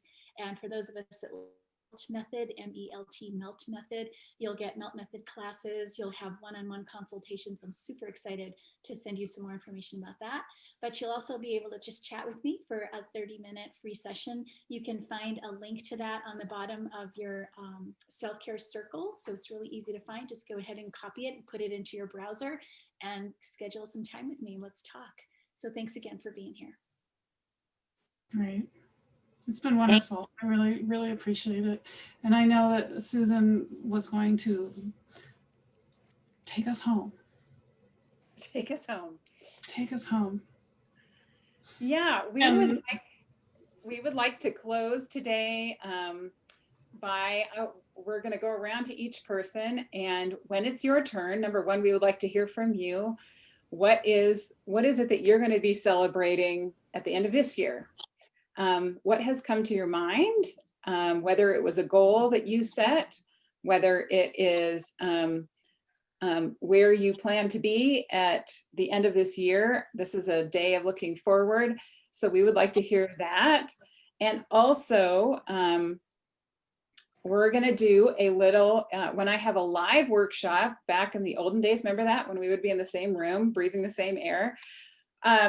I love to do this at the end where we can acknowledge what we're seeing in each other. Some of you have known each other for a long time. Others of you are complete strangers.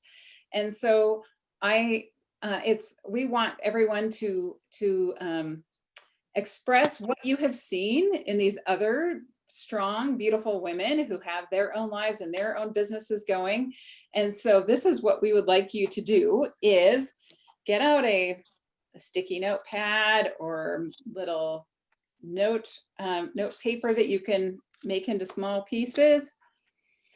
And so after the person goes by telling us where they are headed this year, then we will each hold up a piece of paper that says something about that person. So if I think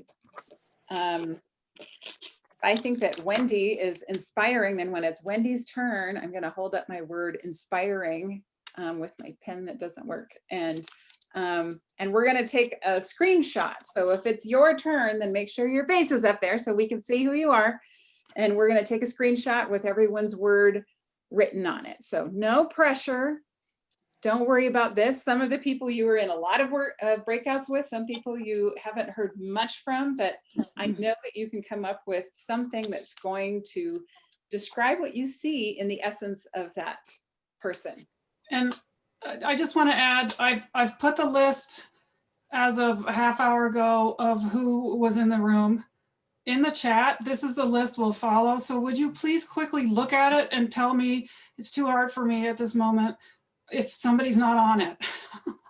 I'm trying to go back and forth and double check it, but I can't do it. So if you please just look, is my name there? It is, go ahead, then we're fine. If you see my name's not on there, just tell us right now, because that's the list. We're gonna go in that order and we don't want to leave anyone out. Yeah, Sarah's, your name's not on it. Mine, I'm not supposed to be on it. Okay. Pretend that you're me when saying that. Is my name here? Yes, it is. So you are, Teresa, for instance. I'm a little bit, we've been working and our brains are, so it looks to me like everybody's name is on that list. Nobody's freaking out. So go ahead, Susan, if everyone's clear on, or do they have questions perhaps? I'm going to suggest that we, let's start from the top. Aga, can you go first and let us know your one direction that you're going this year? What will you be celebrating? I've been talking a lot about my business, but in the end, I just started reading and haven't finished yet Alicia Ski's book, More Myself. And I recommend it. I haven't went through the whole book. And I think that's my goal at the end of this year. As Susan knows my story, like I left unhealthy relationship that was for half of my life, and I left the relationship like 2 years ago, over 2 years ago, and it was lots of struggle.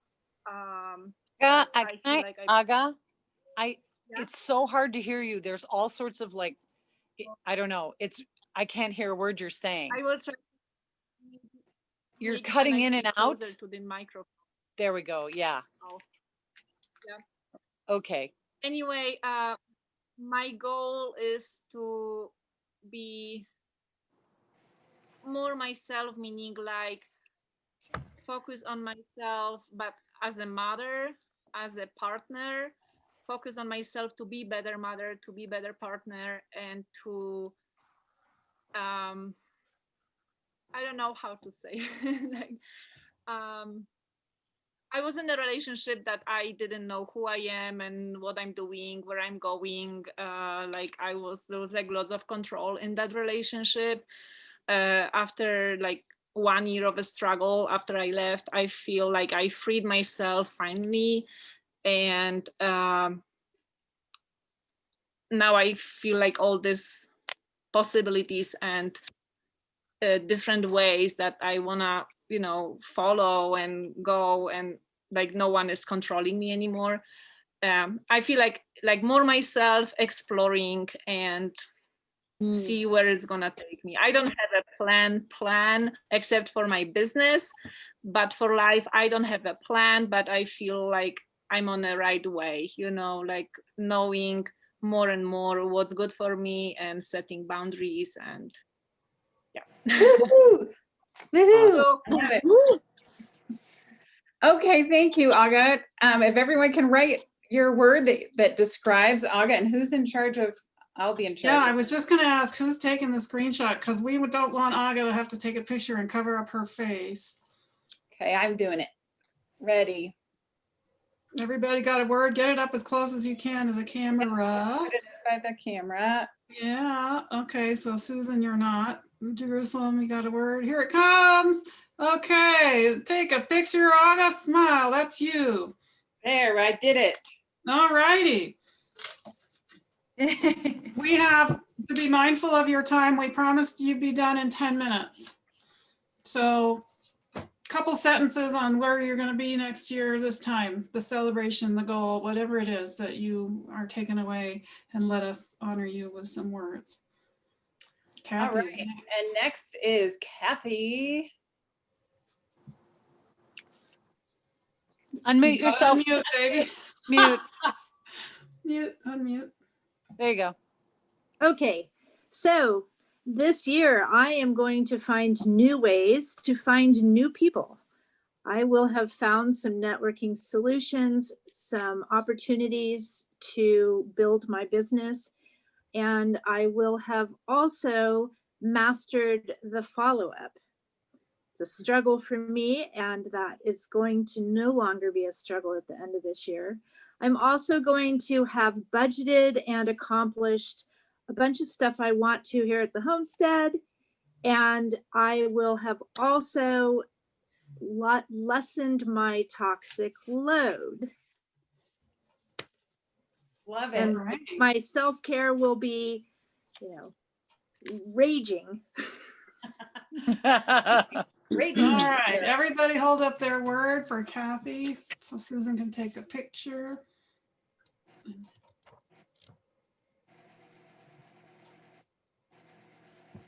Ready? Ooh. Julie's coming, here she comes. Yeah, yeah, here's another speedy thing we make you do. Put it in front of the camera. There you go, there it is. All right, did you get it? We're learning as we go. Micaiah, put yours up again because she's taking another picture. Here we go. There's Kathy. Woo! All right. Done. Keep going. Okay, next, Jerusalem. Well, one of the goals that I have to complete for this year is to make sure that maybe I make probably I really want to make an income without having to go make hours like at log hours at a work. And I found an opportunity with these owners of this company, and I made them grow a lot already. I found a manufacturing place in Mexico where they're going to manufacture their pavers. And then I found a team, a sales team. So we're ready to hit it and take it a lot of places. So that's one of my goals, is to make sales this year for them, and also be able to get into the doTERRA team too, as well, for my own health. So I'm very excited about that. One of the things that I saw in Aga is one of the, she is an inspiration because I actually have considered her cleaning service as a really good income and company. So I wanted to share her that I went into a website. It's called Success Made Easy, but it's for .com, and it's kind of like I think it's kind of like it has a business in a box where it gives you CDs and everything, where you could really take the cleaning service to a different level, like they Suzanne has taken you. But this will help you with a lot of business modules that you can follow and make it successful for you. And you're going to be sharing email lists, and you'll be able to send that information on. That's Thank great. you. So you know what you're doing this year. All righty, everybody got a word? Yeah, we're all learning where our cameras are. So look at these beautiful words, Jerusalem. These are yours. There you Oh go. my goodness. Yeah. Thank you.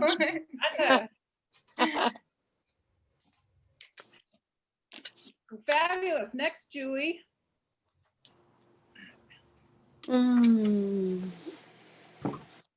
A year from now, I will be 20 pounds lighter. My hopefully A1C will be in the normal range. I will have had one successful season at the new farmers markets in South Carolina. Will have just finished my fourth quarter holiday season, and that's always my best season. So I am determined to get it done, and you ladies have led me to the steps. And by the 30th, I should have a business license in South Carolina. Awesome. All righty, Julie, here's a word.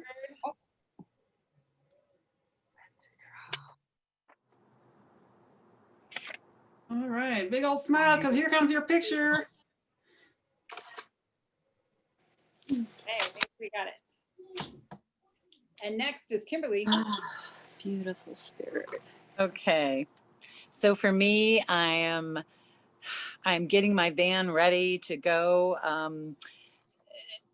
I'm planning, well, I'm not sure where I'm going, but I think I'm going to the Gulf Coast in Texas. And I may make a pit stop, but I'm focused on networking from my van and going into different campsites and to meet new people and find a couple of builders. I want 2 good builders to do this business with me by the end of the year. And I want to get back to my diamond rank again.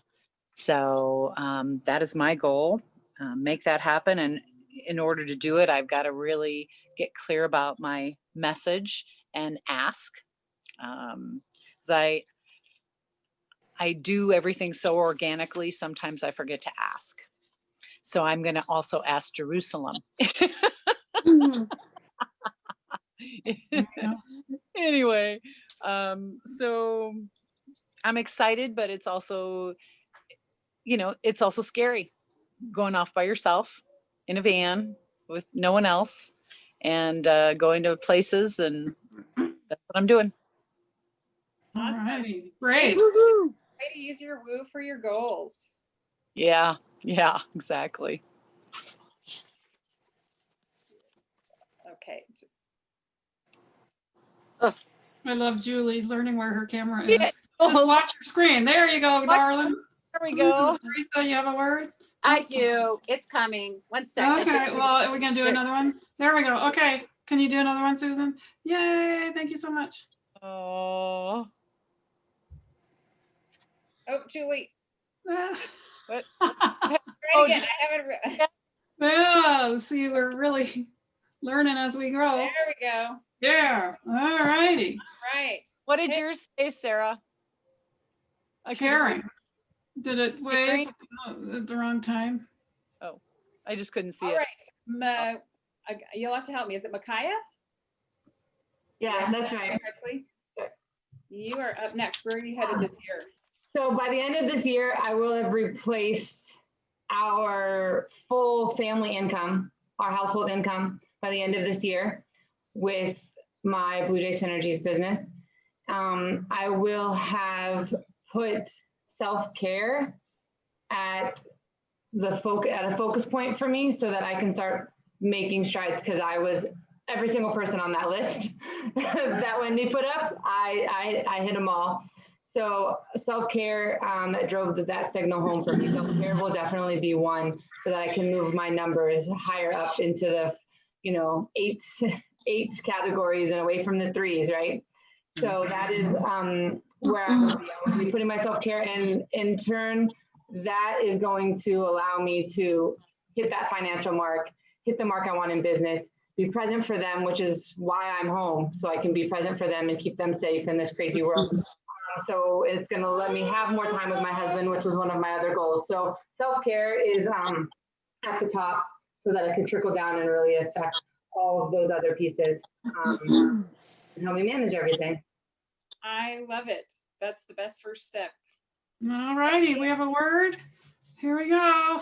Whoa, I lost my paper. I'm gonna say Micaiah, I put as a rock star. She has a whole family, 2 children, 2 businesses, and she makes everything happen. I don't even know how she does it. It's so impressive.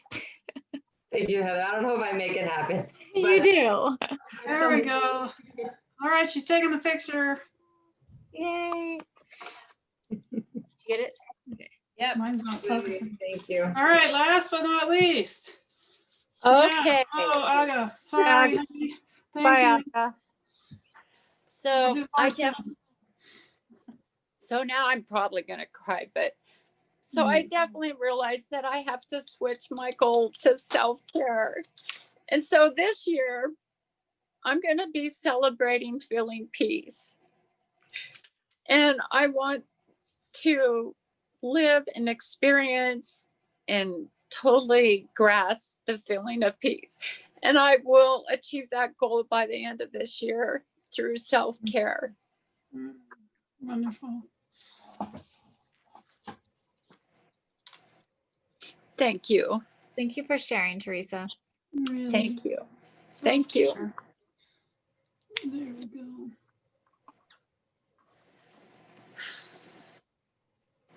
That means a lot. Thank you.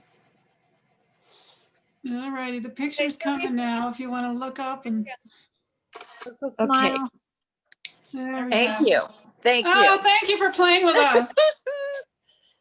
Thank you. Thank you, Thank you, ladies. Susan, for taking all the pictures. And That's now, awesome. Thank you so much. Yes, you can look for those in your email in the next week. And Thank you. So much for joining us today, ladies. We had a great time, and you all were very brave and self-reflective, and we love that more than anything, your willingness to step out and work hard on yourself, and that's the first step to working hard on your business. So please reach out to any and all of us. We would love to spend more time with you and create more things for you as well. So anything else anybody else wants to say before we head out? I just want to say, first of all, thank you. And I would please expect to see a survey of some sort, because we would really like feedback on how today went. And also if we were to do another follow-up, if that's something that would be you guys would be interested in. yeah, we So- heard you. We heard you say you want more. Exactly. That's So, nice. Nice, like every quarter to kind of like. Yeah. I was even thinking too, I know this might be in the survey, but they were all such great topics. You could easily do a shorter one that's just more topic focused as opposed to putting them all together. Okay. Maybe an hour and a half of one topic. Rushed. Excellent. And break it up. Yeah. So you focus So on those. fill the survey out with all those ideas. Thank you. Okay. I love it. Thank you, lady. Thank All you. right. Thank you.